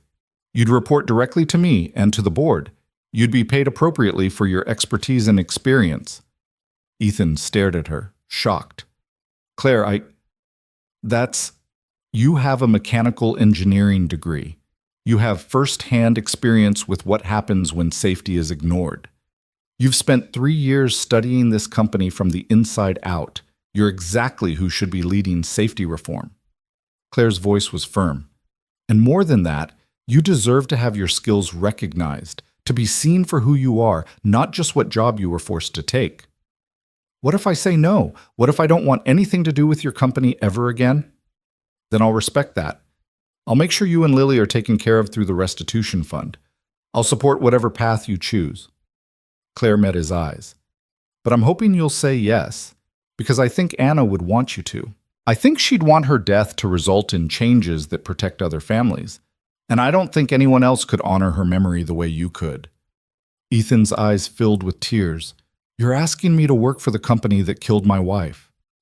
I'm asking you to transform the company that killed your wife into one that would never let it happen again. Claire's voice was gentle but intense. I'm asking you to build the legacy Anna deserved, one where workers' lives matter more than quarterly profits, where safety isn't negotiable, where people like you are never forced to be invisible. He was quiet for a long time, tears sliding down his face.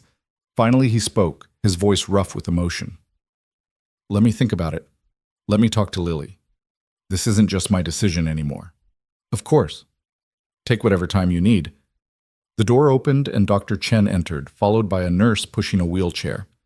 Mr. Cole, someone very insistent wants to visit you. And there was Lily, thin and pale but smiling, clutching her rabbit and practically vibrating with excitement. Dad! Lilybug! Ethan's face transformed with joy. The nurse helped Lily into the wheelchair and brought her to her father's bedside. Ethan wrapped his good arm around her, pulling her close, both of them crying and laughing. "You scared me so much," Lily sobbed into his shoulder. "I thought you were going to leave me like Mom did." "Never. I'm never leaving you. I'm right here." Ethan kissed the top of her head. "I'm so proud of you, being so brave." "Miss Donovan was brave too," Lily said, pulling back to look at Claire. "I saw you on TV. You told everyone the truth, even though it was scary." Claire knelt beside the wheelchair. "Mr. Rabbit helped. He gave me courage." Lily giggled through her tears. "He's good at that." Dr. Chen cleared her throat gently. "I'll give you some privacy, but Mr. Cole, don't tire yourself out. You're recovering remarkably well, but you still need rest." When she left, the three of them sat together in the small hospital room. Ethan told Lily about the job offer, explaining in simple terms what it would mean. Lily listened seriously, her young face thoughtful. "Would you be helping to keep other people's moms and dads safe?" she asked. "Yes, that would be my main job, making sure workers don't get hurt." "Then you should do it." Lily's voice was firm. "Mom would want that. She always said you should help people when you can." Ethan looked at Claire over his daughter's head. "It seems I have my answer. If the offer still stands, I accept." "It stands." Claire felt hope kindling in her chest for the first time since the press conference. "Thank you, Ethan, truly." They talked for another hour, making plans, discussing logistics, imagining what the new safety program might look like. Lily fell asleep in her wheelchair, exhausted by emotion and illness, her rabbit clutched close. She looked so small, so fragile, so impossibly brave. When Claire finally left them, promising to return the next day, she felt something she hadn't expected to feel again: purpose beyond survival. She wasn't just tearing down her father's corrupt empire. She was building something new with the people who'd suffered most from its failures. The next days were chaos. The stock continued to fall, bottoming out at 58% loss before stabilizing slightly. 3 shareholder lawsuits were filed, claiming breach of fiduciary duty. 2 major clients canceled contracts, citing reputational concerns. The press coverage was relentless, dissecting every aspect of the Riverside disaster and Claire's response. But there were unexpected bright spots. Employees started sharing stories of safety concerns they'd been afraid to report. Other companies quietly began reviewing their own safety protocols, afraid of being the next scandal. Advocacy groups praised Claire's transparency, and several major investors, led by a progressive pension fund, actually bought stock, betting on ethical leadership being worth the short-term pain. The district attorney's investigation moved forward with remarkable speed. Search warrants were executed. Witnesses were interviewed. Evidence was cataloged. Within 2 weeks, the first indictments came down. Victor Hale was charged with criminally negligent homicide, 43 counts. Harold Benton faced charges of obstruction of justice and conspiracy to commit fraud. 3 other former executives who'd participated in the cover-up were also indicted. The news broke on a Tuesday afternoon. Claire was in a meeting with insurance lawyers discussing liability exposure when Jennifer burst in with her phone. "They arrested them. Victor and Harold. It's all over the news. They're being arraigned right now." Claire excused herself and found a television in the break room. Several employees were already there, watching footage of Victor Hale being led into the courthouse in handcuffs. He looked old suddenly, diminished, the arrogant confidence gone. One of the employees, a young woman from accounting, spoke without looking away from the screen. "My aunt worked at Riverside. She was one of the ones who survived, but she's never been the same. Lung damage, can't work anymore. She got $40,000 in the settlement and had to promise never to talk about it." The woman finally turned to Claire. "Thank you for making this happen." "I'm sorry it took so long," Claire said quietly. "Better late than never." The trial became a media sensation. Prosecutors presented the damning internal documents, showed cost-benefit analyses that literally calculated the value of human lives in dollars and cents. They called survivors to testify about the conditions they'd worked in, the complaints they'd filed, the reassurances they'd received that everything was safe. And they called Ethan Cole. He took the stand on a warm afternoon in late spring, nearly 2 months after the bullet that had changed everything. His shoulder had healed well, though he still had limited range of motion. He wore a suit Claire had helped him pick out, looking professional and dignified and nothing like the invisible janitor he'd been forced to become. The prosecutor, Monica Reeves herself handling this critical witness, walked him through his story. His marriage to Anna, her employment at Riverside, the complaints she'd brought home about chemical smells and inadequate ventilation, the company's assurances that everything was fine. Mr. Cole, can you tell the jury what happened on September 3rd, 2020? Ethan's voice was steady, though Claire, watching from the gallery, could see the pain in his eyes. I got a call at 2:17 p.m. from County Memorial. They told me there'd been an explosion at the Riverside plant and that my wife had been brought in. I drove there. It took 19 minutes, but it felt like hours. What did you find when you arrived? Chaos. The ER was overwhelmed. There were people on gurneys in the hallways. I heard screaming, saw burns that... He paused, composing himself. They brought me to Anna. She was conscious but struggling to breathe. Her lungs were damaged from chemical inhalation. The doctor told me they were doing everything they could, but the damage was severe. Did you get to speak with her? Yes. She was in and out of consciousness, but when she was aware, we talked. She told me she loved me, made me promise to take care of Lily, made me promise not to let what happened to her make me bitter. Ethan's voice cracked. She died 4 hours later. She suffocated, essentially, drowned in her own lungs, and she was awake for most of it. The courtroom was absolutely silent. Even the defense attorneys looked uncomfortable. Mr. Cole, what did you do after your wife's death? I tried to get answers. I contacted the company, asked for investigation results, wanted to know why the explosion happened. I was told it was under investigation and that I'd be contacted. Weeks went by. Then I was approached by a company lawyer who offered me a settlement, $200,000 in exchange for signing an NDA and releasing all claims against Donovan Industries. Did you accept? No. The lawyer told me Anna had made mistakes that contributed to the explosion, that she'd been in an unauthorized area. I knew that was a lie. Anna was meticulous about safety. She followed every protocol. Ethan's voice hardened. So I refused the settlement. I told them I wanted the truth, not their money. What happened then? Nothing. They stopped contacting me. The investigation went nowhere. OSHA issued a report that basically blamed worker error. Life went on for everyone except the families who'd lost people. He paused. So I decided to find the truth myself. I applied for a job at Donovan Industries, took a position as a janitor because it gave me access to the building without anyone paying attention to me, and I spent 3 years gathering evidence. Reeves approached with a box of documents. Mr. Cole, do you recognize these? Yes. Those are copies I made of internal memos, safety reports, and correspondence related to Riverside.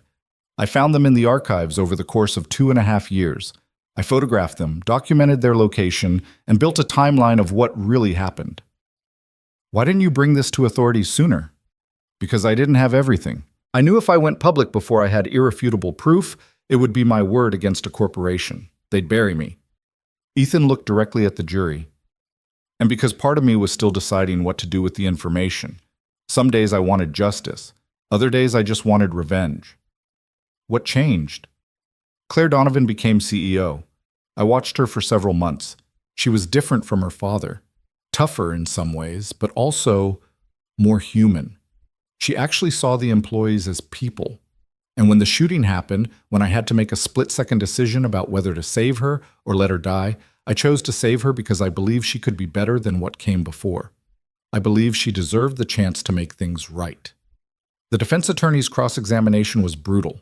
He tried to paint Ethan as a disgruntled employee seeking revenge, suggested his documentation was selective and biased, implied his act of saving Claire was calculated to give him leverage. But Ethan remained calm, answering each question honestly, and his quiet dignity made the attacks look desperate. When he stepped down from the stand, Claire caught his eye.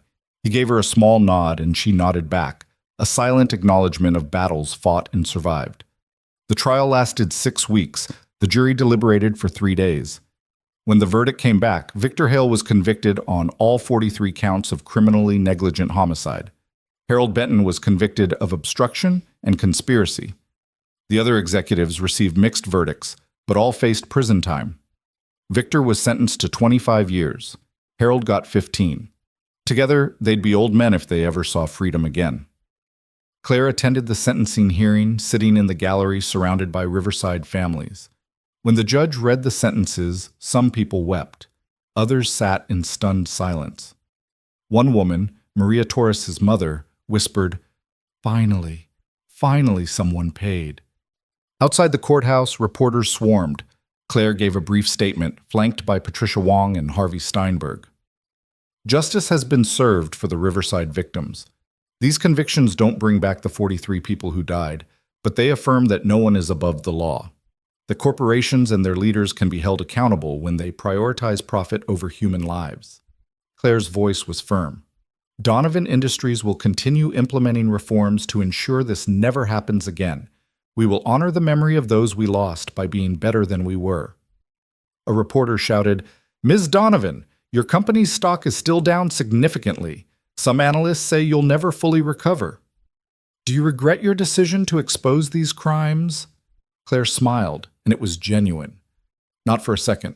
We lost stock value. We gained our integrity. That's a trade I'll make every time." That night, Claire had dinner with Ethan and Lily at a small restaurant near the hospital. Lily was out of the hospital now, living with Ethan in a new apartment the company had helped them find, far from the factory district's toxic air.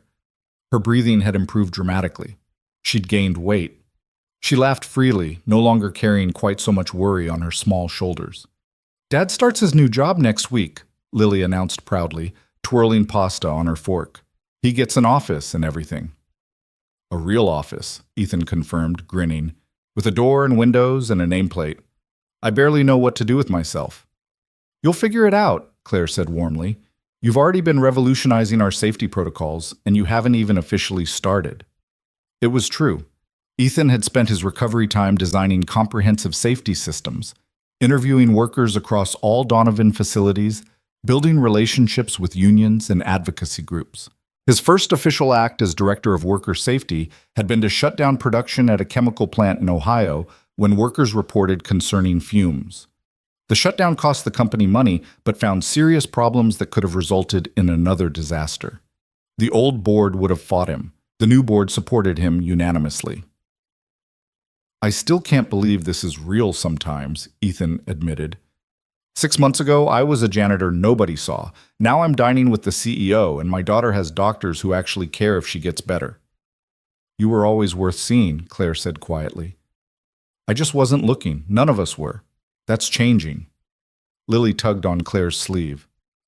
"Can I ask you something?" "Of course, honey." "Are you and my dad friends now? Like, real friends?"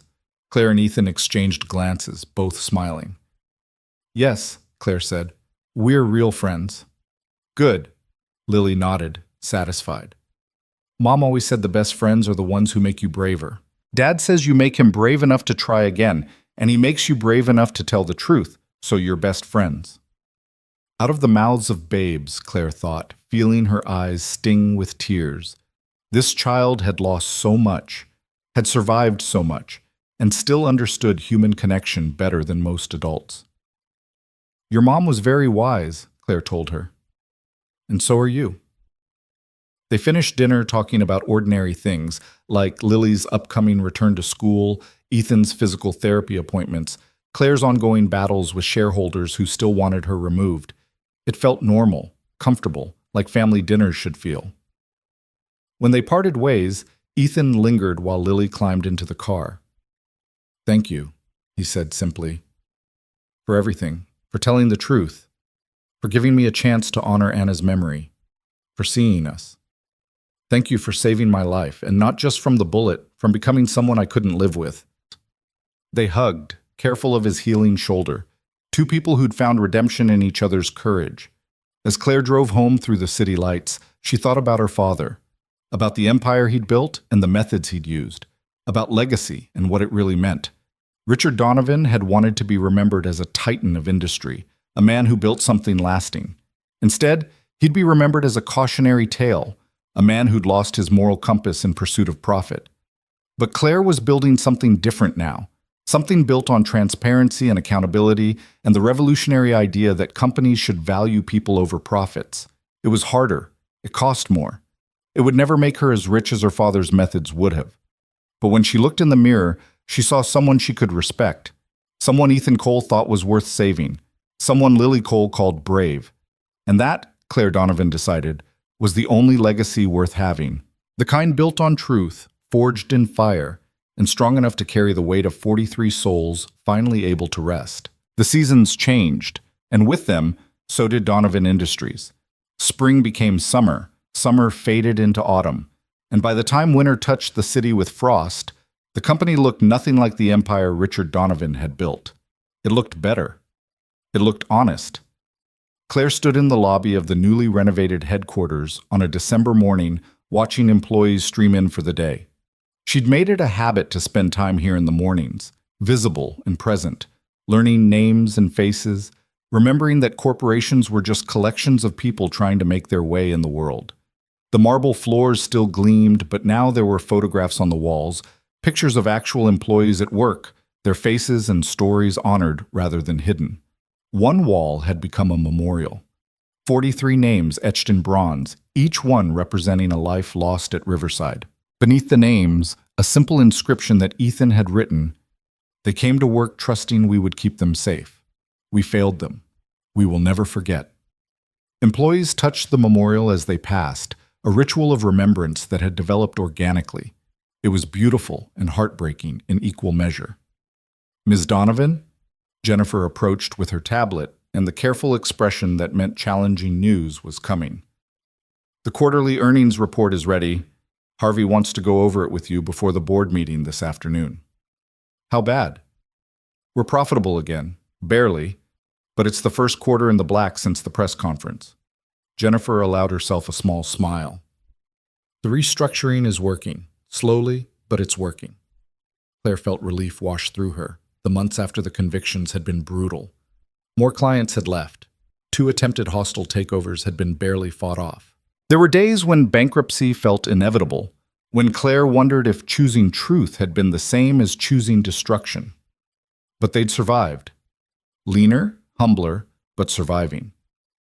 "Tell Harvey I'll be there in 20 minutes. I want to stop by worker safety first."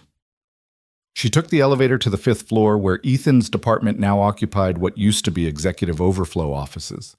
The transformation was remarkable.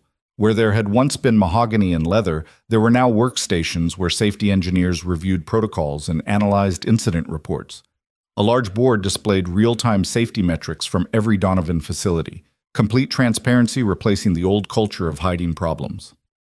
Ethan was in his office, door open as always, studying blueprints with 2 engineers. He looked up when Claire knocked, his face breaking into a warm smile that still made her heart catch slightly. Over the months, their friendship had deepened into something neither of them had quite named, built on shared trauma and mutual respect, and the kind of understanding that only comes from rebuilding something broken together. "Morning," he greeted her. "We're looking at the ventilation redesign for the Ohio plant. Final approval should come through next week." "The one that would have cost $3 million under my father's leadership? The one that would have saved 43 lives under anyone with basic human decency," Ethan corrected gently. "Yes, that one." The engineers gathered their papers and left, giving Claire and Ethan privacy. She settled into the chair across from his desk, a ritual they'd developed over countless meetings and late-night strategy sessions. "Quarterly numbers are in. We're profitable." Ethan's eyebrows rose. "Seriously? Claire, that's amazing. I know the analysts were predicting at least another quarter in the red." We're not exactly swimming in money, but we're stable, growing even. Turns out some clients actually value working with an ethical company." Claire's smile was tired but genuine. "Who knew?" "People who weren't raised by Richard Donovan," Ethan said dryly, then softened his tone. "Sorry, I know that's still complicated for you." "It is. It always will be." Claire looked at the photo on Ethan's desk, the one of Anna and Lily from Better Days. "How do you do it?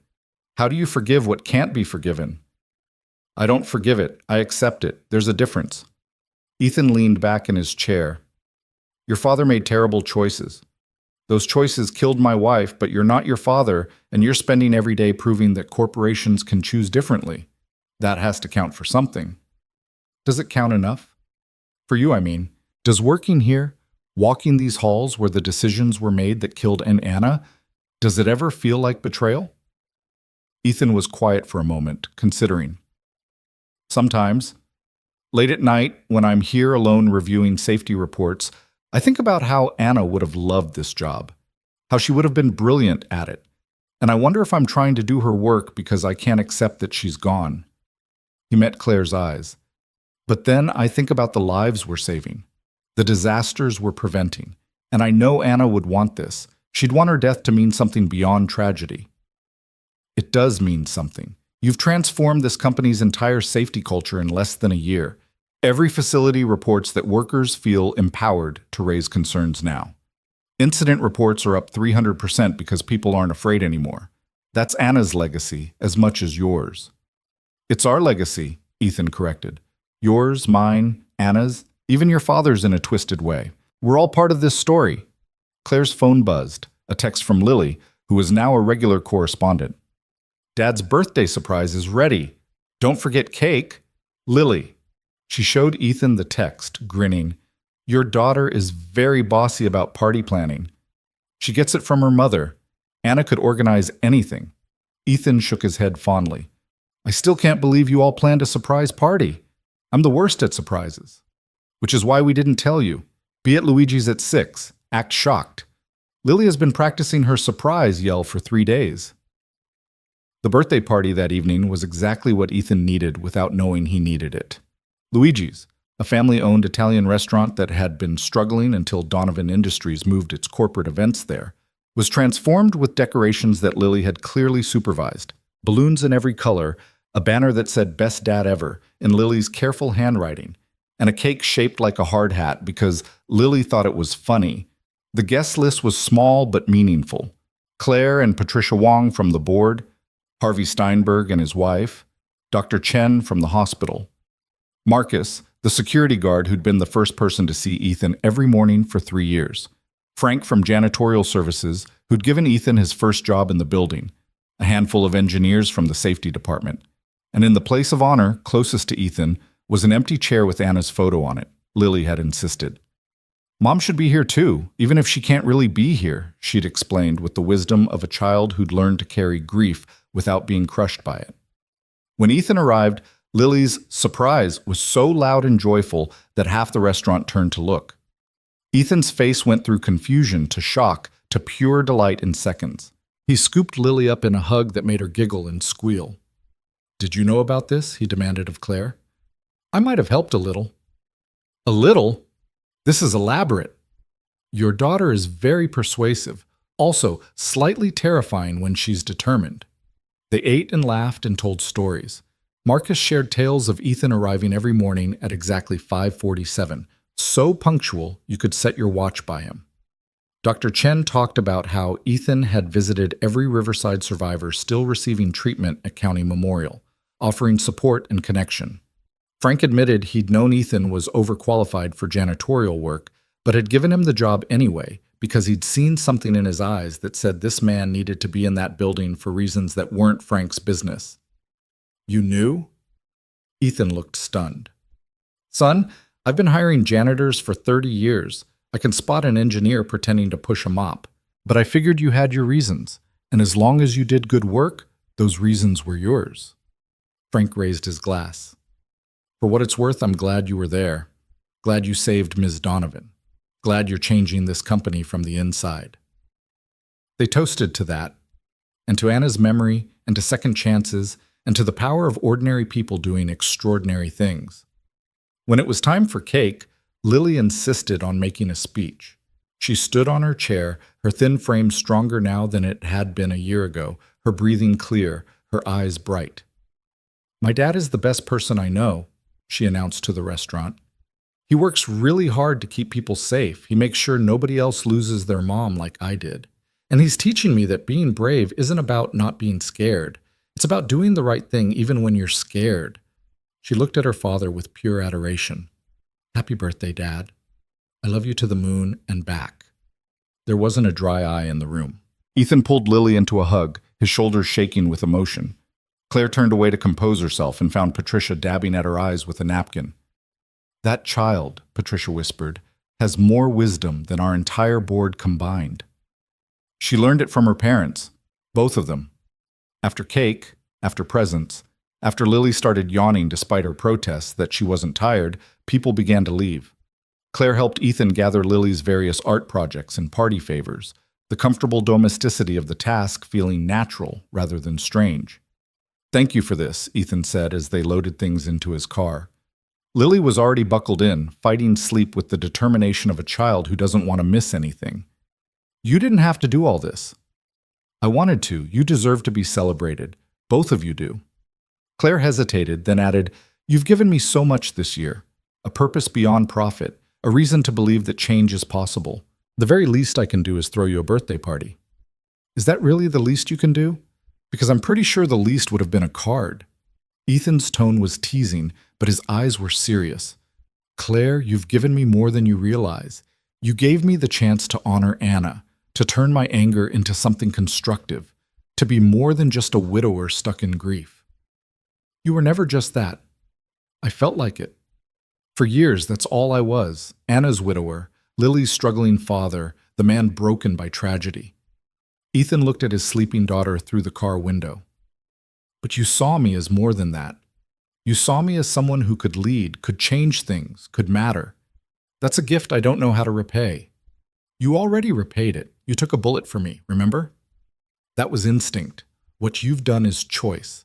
Every single day you choose to be better than the easy path. You choose truth over comfort, reform over tradition, people over profit. That takes sustained courage that makes my split-second decision look simple." They stood in the restaurant parking lot, streetlights casting long shadows, the winter air cold but not uncomfortable. Something hung between them, unspoken but increasingly difficult to ignore. Claire broke the silence. "Ethan, I need to tell you something, and I need you to know there's absolutely no pressure, no expectation. You can ignore what I'm about to say and nothing changes between us." "That's a terrifying preamble." "I know." She took a breath. "Somewhere over the last year, you stopped being just the man who saved my life. You became the person I most want to talk to, the first person I think of when something good happens, the one whose opinion matters most. And I think I'm falling in love with you." Ethan went very still. "Claire, I know it's complicated. I know my company killed your wife. I know there are power dynamics and grief and 1,000 reasons why this is probably a terrible idea." The words tumbled out faster now. "But I also know that life is short and unpredictable, and we of all people should understand that. We've both lost so much and nearly lost more. And I don't want to lose the chance to tell you that you've become the most important person in my world." Ethan's eyes were wet with tears. "I need to tell you something too. About a month ago, Lily asked me if I thought her mom would be okay with me having feelings for you. She said she could tell I was happier when you were around, and she wanted to make sure it was okay to be happy again." "What did you tell her?" "I told her that her mother believed in second chances, that love isn't finite, that feeling something for someone new doesn't diminish what I felt for Anna. And I told her that yes, I thought Anna would approve of you." Ethan stepped closer. "Because Anna always said life was too short to waste on bitterness, that even when terrible things happen, you have to stay open to joy." "And are you? Open to joy? With you? Yes." Ethan reached out, gently taking Claire's hand. "I'm terrified. I feel guilty. I worry about what people will think, whether it's too soon, whether Anna would really be okay with this. But underneath all that, I'm falling in love with you too. Have been for months, if I'm honest." Claire felt something break open in her chest. Hope and fear and love all tangled together. "We're a mess, aren't we?" "Completely, but maybe that's okay. Maybe messy and complicated is honest. Maybe two broken people can help each other heal." "I'd like to try, if you would." "I would." Ethan smiled, that warm, genuine smile that transformed his whole face. "Though we're probably going to give your PR team a heart attack." "Let them panic. I've survived worse." Claire squeezed his hand. "We'll take it slow. No rush. Just see where this goes." "That sounds perfect." They stood there a moment longer, holding hands in the parking lot. Two people who'd found each other in the wreckage and decided to build something new from the ruins. The winter months passed in a blur of work and tentative romance and continued transformation. Claire and Ethan kept their relationship quiet at first, mindful of optics and gossip, but it was impossible to hide the way they looked at each other in meetings, the way they gravitated together at company events, the way Lily talked about Dad and Claire in the same breath like they were a unit. By February, when a business magazine ran a profile piece titled "The CEO Who Chose Justice Over Profit," the article mentioned almost casually that Claire Donovan was in a relationship with Ethan Cole, the director of worker safety who'd saved her life. The response was surprisingly positive. People saw it as redemption, as proof that acknowledging wrongs and making amends could lead to healing. There were critics, of course. Some called it opportunistic, suggested Ethan had calculated his heroism. Others said Claire was trying to buy absolution through romance. But mostly, people saw what it was. Two people who'd survived tragedy, finding unexpected connection. The spring shareholder meeting was Claire's biggest test yet.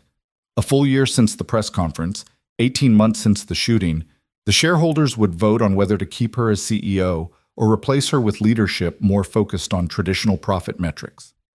The meeting room was packed. Shareholders, proxy voters, media representatives, employees who'd purchased stock through the company plan. The energy was tense, uncertain, like everyone was holding their breath. Claire stood at the podium, looking out at the sea of faces. In the front row, Ethan sat with Lily beside him. The girl had insisted on coming, wearing her best dress and clutching Mr. Rabbit for moral support. "Good morning, I'm Claire Donovan, and for the past 18 months, I've served as CEO of this company through what might be the most turbulent period in its history. Today, you'll vote on whether I continue in that role." She clicked to the first slide of her presentation. Not glossy graphics or impressive charts, just a photograph of the Riverside Memorial Wall. "When I became CEO, I inherited a company built on a foundation of lies. My father and his leadership team chose profit over human lives, then covered up their crimes. 43 people died because we wouldn't spend money on safety equipment. Families were destroyed because we prioritized quarterly earnings over basic human decency." The room was silent, attentive. She'd said these words before, but they still carried weight. 18 months ago, I made a choice. I could continue the cover-up, protect the company's reputation, and maintain profitability through the same methods my father used. Or I could tell the truth and accept the consequences. Claire advanced the slide to show their stock price chart, the dramatic drop after her press conference clearly visible. As you can see, truth is expensive. We lost nearly 60% of our market value. We lost major clients. We faced lawsuits, criminal investigations, and a near-constant barrage of negative press. She clicked again. Now the chart showed the slow, steady recovery over the past 6 months. But something interesting happened. As we implemented real safety reforms, as we empowered workers to report problems without fear, as we built a culture of transparency and accountability, people started to trust us again. Clients came back. New clients sought us out specifically because they wanted to work with a company that had proven it valued ethics over easy money. Another slide. Employee retention numbers. Our employee turnover dropped 43%. Productivity is up. Workplace accidents are down 78%. Turns out people work better when they believe their employer won't sacrifice them for profit margins. Patricia stood up from the board section. "I'd like to add something, if I may." Claire nodded, stepping aside. "I've served on corporate boards for 30 years. I've seen a lot of leadership styles, a lot of crisis management, a lot of attempts to balance profit with principles." Patricia's voice carried authority. What Claire did was unprecedented. She voluntarily exposed crimes that could have stayed buried. She sacrificed short-term gains for long-term integrity. And she's proven that ethical leadership and profitability aren't mutually exclusive. Harvey Steinberg stood as well. From a legal perspective, Claire's transparency has actually reduced our liability exposure. By cooperating with investigations, by making restitution voluntarily, by demonstrating genuine commitment to reform, we've avoided many of the punitive measures that would have come if authorities had discovered these crimes through other means. Her choice, while painful, was ultimately the smart business decision. One of the major shareholders, an elderly man named Robert Chen, who controlled 7% of the voting shares, raised his hand. Ms. Donovan, I've been invested in this company since your father took it public. I respected Richard enormously, but I've watched what you've done this past year, and I need to ask, do you think your father would have approved? Claire felt the weight of the question, the ghost of Richard Donovan still haunting every decision. No, she said honestly. My father would have been horrified by what I did.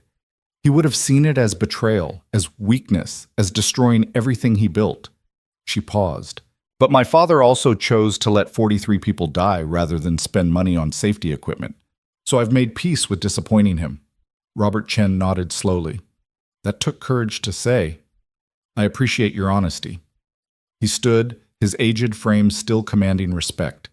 I'm voting to retain you as CEO, not because the numbers are good, though they're improving, but because leadership with integrity is rare enough that when we find it, we should fight to keep it. The vote was called. The ballots were counted. When the results were announced, Claire had been retained by 67% of shareholders. Not unanimous, but a clear mandate. She felt Ethan's eyes on her from the front row, saw him mouth, "I'm proud of you," saw Lily bouncing excitedly in her seat. The meeting adjourned and people swarmed Claire with congratulations and questions. But she pushed through the crowd, making her way to Ethan and Lily. "We did it," she said, pulling them both into a hug. "You did it," Ethan corrected. "We just believed in you." Same thing. Claire knelt to Lily's level. "Thank you for being here, sweetie. Your support means everything." "My dad says you're changing the world," Lily said seriously. "Are you?" "I'm trying to change one company. If that affects the world, even a little, that's enough." That summer, on the anniversary of the Riverside explosion, Donovan Industries held a memorial service at the site of the former factory. The building had been demolished, the land decontaminated, and in its place now stood a park. Green grass, trees, playground equipment, and at the center a permanent memorial listing every name of every person who died. Families gathered, some for the first time since the settlements had scattered them into silence. They came because the NDAs were void, because Claire had personally invited them, because finally, after 5 years, their grief was being acknowledged publicly. Claire stood at the memorial with Ethan beside her, Lily holding both their hands. She'd been asked to speak, to represent the company, but the words felt inadequate. 5 years ago, 43 people came to work at this factory. They trusted Donovan Industries to keep them safe. We betrayed that trust through negligence, through prioritizing profit over safety, through choosing the easy path over the right one. Claire's voice carried across the gathering. Nothing I say today can bring them back. No apology can undo the loss. But I can promise that their deaths have resulted in change. Real, permanent change. Every Donovan facility now operates under the most stringent safety protocols in the industry. Every worker has the authority to stop production if they see a problem. Every family affected by Riverside has received restitution without strings attached. She gestured to Ethan. This is Ethan Cole. His wife Anna died here. For 3 years, he worked in our building documenting the evidence of what really happened, building a case for justice. And when violence came to our headquarters, he saved my life despite having every reason not to. He chose mercy over revenge, and in doing so, he gave us all the chance to be better. Ethan stepped forward, his hand still holding Lily's. My wife believed in second chances. She believed people could change, could grow, could choose differently. What's happened at Donovan Industries over the past 2 years is a testament to that belief. It doesn't erase what happened here, but it honors the memory of everyone we lost by making sure it never happens again. One by one, family members came forward to place flowers at the memorial. They shared stories of their loved ones, spoke names that hadn't been said publicly in years, allowed their grief to finally be witnessed. When it was Lily's turn, she placed a bouquet of lavender at the base of her mother's name. "Hi, Mom," she whispered. "I'm 9 now. I'm healthy. Dad has a good job, and I think you'd be proud of him. He turned what happened to you into something that helps people, just like you would have wanted." Claire watched this child, who'd grown so much in the past year, who'd learned to carry loss without being destroyed by it. Lily turned and hugged her, a spontaneous gesture of affection and trust. "Thank you for giving my dad his purpose back." Lily whispered, "and for loving us." "Thank you for teaching me what courage really looks like," Claire whispered back. The memorial service ended as the sun set, golden light washing over the park that had risen from tragedy. People lingered, talking quietly, sharing memories, building connections that had been broken by NDAs and silence. Claire found herself standing with Maria Torres's mother, Elena, a woman in her 70s who'd lost her daughter in the same explosion that took Anna. "I hated you," Elena said bluntly. "After Maria died, after they offered me money to stay quiet, after I saw how the investigation just stopped, I hated everyone connected to this company. I hated your father. I hated you for inheriting his empire. I especially hated that janitor because he wouldn't take the settlement either, and I thought he was just being stubborn." Claire nodded, accepting the honesty. "You had every right to hate us. But then you told the truth. You destroyed your own company to get justice for my daughter. And that janitor, he turned out to be the bravest man I've ever heard of." Elena's eyes filled with tears. "Maria would have liked both of you. She always said the world needed more people willing to do hard things for the right reasons. I wish I could have known her. She was like your Anna," Elena said to Ethan, who joined them. "Stubborn, principled, believed she could make things better through hard work and integrity. They would have been friends, I think, our girls." "I think so too," Ethan agreed quietly. Elena took both their hands. "I forgive you, not because you've earned it, though God knows you've tried, but because Maria would want me to. She'd say holding on to hate would just mean they killed my spirit too, so I'm letting go. And I'm thanking you for making sure no other mother loses her daughter the way I lost mine." They stood together as the last light faded, three people bound by tragedy and transformation, by loss and the slow, painful work of healing. The years that followed were not easy, but they were honest. Donovan Industries continued its transformation, becoming known in the industry not for its profit margins, but for its ethical standards. Other companies began adopting similar safety protocols, some voluntarily, others under pressure from workers who'd heard about what was possible when leadership actually cared.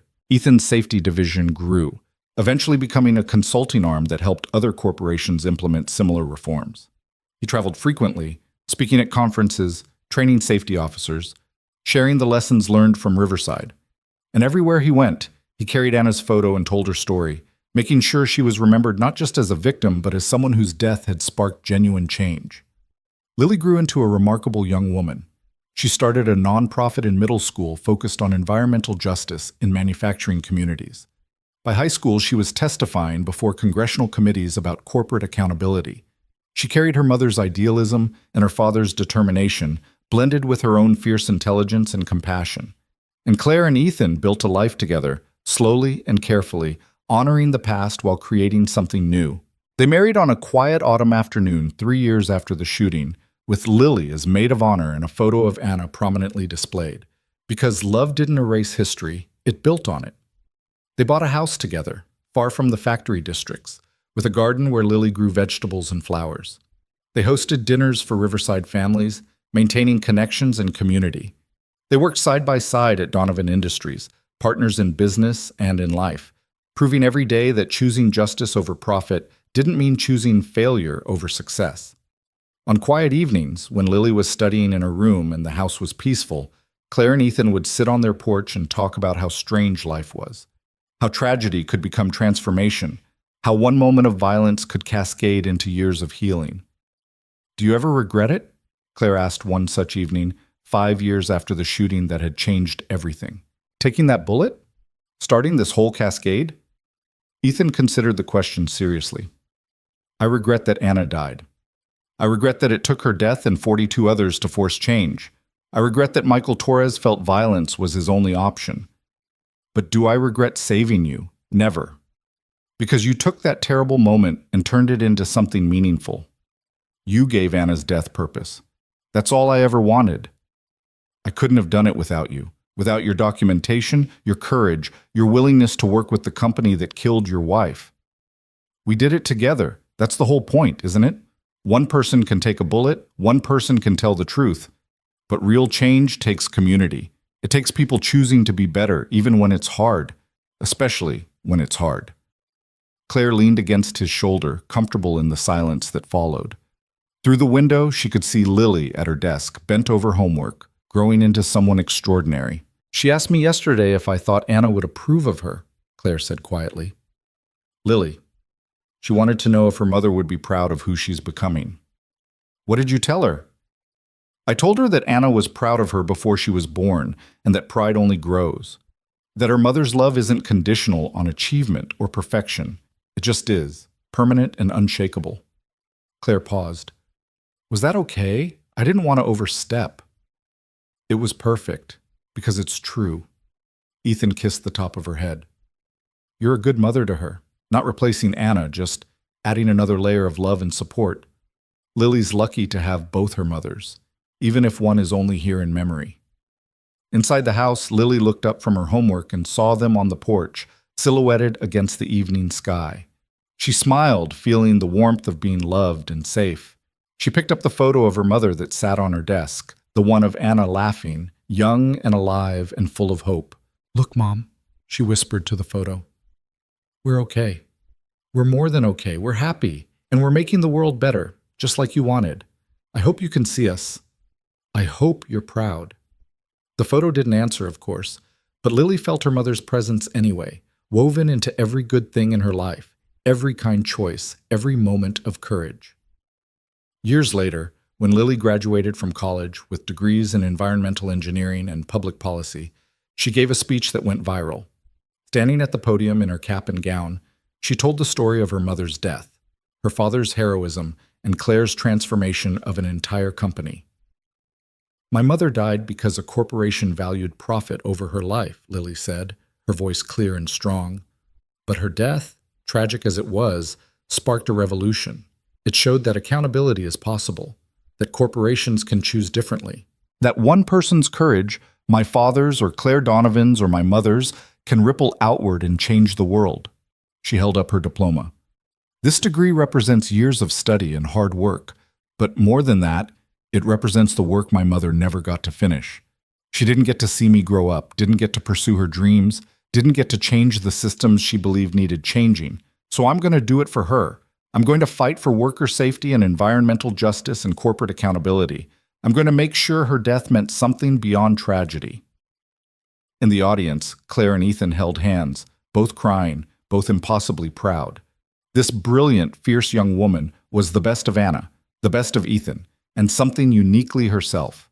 She was proof that tragedy didn't have to be the end of the story, that from ashes and grief, something beautiful could grow. A decade after the shooting, Donovan Industries was a completely different entity. The company had diversified into green manufacturing, become a leader in worker safety standards, and pioneered transparent reporting of all incidents and concerns. The stock price had recovered and then grown beyond its previous highs, proving that ethical business practices and profitability could coexist. Claire eventually stepped back from day-to-day operations, transitioning to board chair while a new CEO, handpicked for his commitment to the company's reformed values, took over. She spent her time now on advocacy work, speaking at business schools about ethical leadership, serving on nonprofit boards focused on corporate accountability. Ethan remained as director of worker safety until his retirement, then continued as a consultant, his expertise sought by companies around the world. The safety protocols he'd developed became industry standard, saving countless lives and preventing disasters that would have been inevitable under the old model. And the Riverside Memorial Park became a gathering place, not just for grieving families, but for communities discussing worker safety, corporate responsibility, and the power of truth-telling. Schools brought students there to learn about the cost of negligence and the importance of speaking up. On the 15th anniversary of Anna's death, the three of them, Claire and Ethan and Lily, returned to the memorial. Lily was 23 now, working for a national workers' rights organization, dating a kind young man who shared her passion for justice. She'd become exactly who Anna would have wanted her to be, carrying her mother's legacy forward into new battles and new victories. They stood before Anna's name on the memorial, placing fresh flowers as they did every year. "Hi, Mom," Lily said, as she always did. "Still making you proud. Still changing things. Still carrying your love forward." Ethan put his arm around his daughter, then extended his other arm to pull Claire close. "We did it, Anna. We took your death and turned it into purpose, turned tragedy into transformation. I hope, wherever you are, you can see what we've built." Claire added her own quiet prayer. "Thank you, Anna, for loving Ethan and Lily so well, for teaching them about second chances and forgiveness, for making them the people they are. I promise to honor your memory by continuing the work, by never letting the company forget what complacency costs, by loving your family as fiercely as you did." The sun was setting, painting the memorial park in shades of gold and amber. Other families were there too, maintaining the ritual of remembrance, keeping the 43 names alive in memory and deed. As they walked back to their car, Lily, between Claire and Ethan, holding both their hands, she said something that captured everything they'd built from the wreckage. "You know what I think? I think Mom's death wasn't meaningless. It was terrible and wrong and never should have happened. But it wasn't meaningless. Because it changed you, Dad. And it changed you, Claire. And those changes spread outward, touching thousands of lives, preventing other deaths, other families from being destroyed. Mom's life mattered, and her death, as awful as it was, became the catalyst for something important. Your mother's life would have mattered regardless," Ethan said gently. "She didn't need to die to be significant." "I know. But since she did die, since we can't change that, at least we made it count for something. That's not nothing." "No," Claire agreed. "That's everything." They drove home through the city that had witnessed their transformation, past the Donovan Industries headquarters that now bore Anna's name on a building dedicated to worker safety, through streets that held the stories of countless people affected by one moment of violence that had cascaded into years of healing. That night, after Lily had gone to bed and the house was quiet, Claire and Ethan sat in their living room, surrounded by the life they'd built from impossible circumstances. "Do you remember what you said to me in the hospital?" Claire asked. "When I asked why you saved me." "I said you weren't your father, that you could be better. I've spent 15 years trying to live up to that belief, trying to be worthy of the chance you gave me." She took his hand. "Do you think I've succeeded?" Ethan pulled her close, kissing her forehead. Anna believed the measure of a person wasn't their worst moment, but what they built afterward. "By that standard, you've succeeded beyond anything I could have imagined." "We succeeded. You, me, Lily, everyone who chose to believe change was possible." Claire settled against him, feeling the peace that came from knowing she'd done the work, kept the promises, honored the dead by protecting the living. "We turned a bullet into a revolution, turned tragedy into transformation. That's not nothing." "No," Ethan agreed, holding her close as the city lights twinkled through their windows. "That's everything." And in that moment, in that house built on honesty and healing, with the memory of Anna Cole honored in every choice they'd made and every life they'd saved, they understood what legacy really meant. Not buildings or profits or power, not even justice, though that mattered. Legacy was love that outlasted loss, courage that inspired others to be brave, truth that freed people to be better, change that rippled outward from a single moment of choice, affecting lives that would never know the names or faces of those who'd sacrificed so much to make the world a little bit safer, a little bit more just, a little bit more human. A janitor had blocked a bullet. A CEO had chosen truth over empire. A child had taught them all about forgiveness and hope. And from those 3 acts of courage, a new story had been written, one that proved that even in the darkest moments, when tragedy seemed absolute, people could choose light, could choose mercy, could choose to be better. And that choice, repeated every day for 15 years, had changed everything.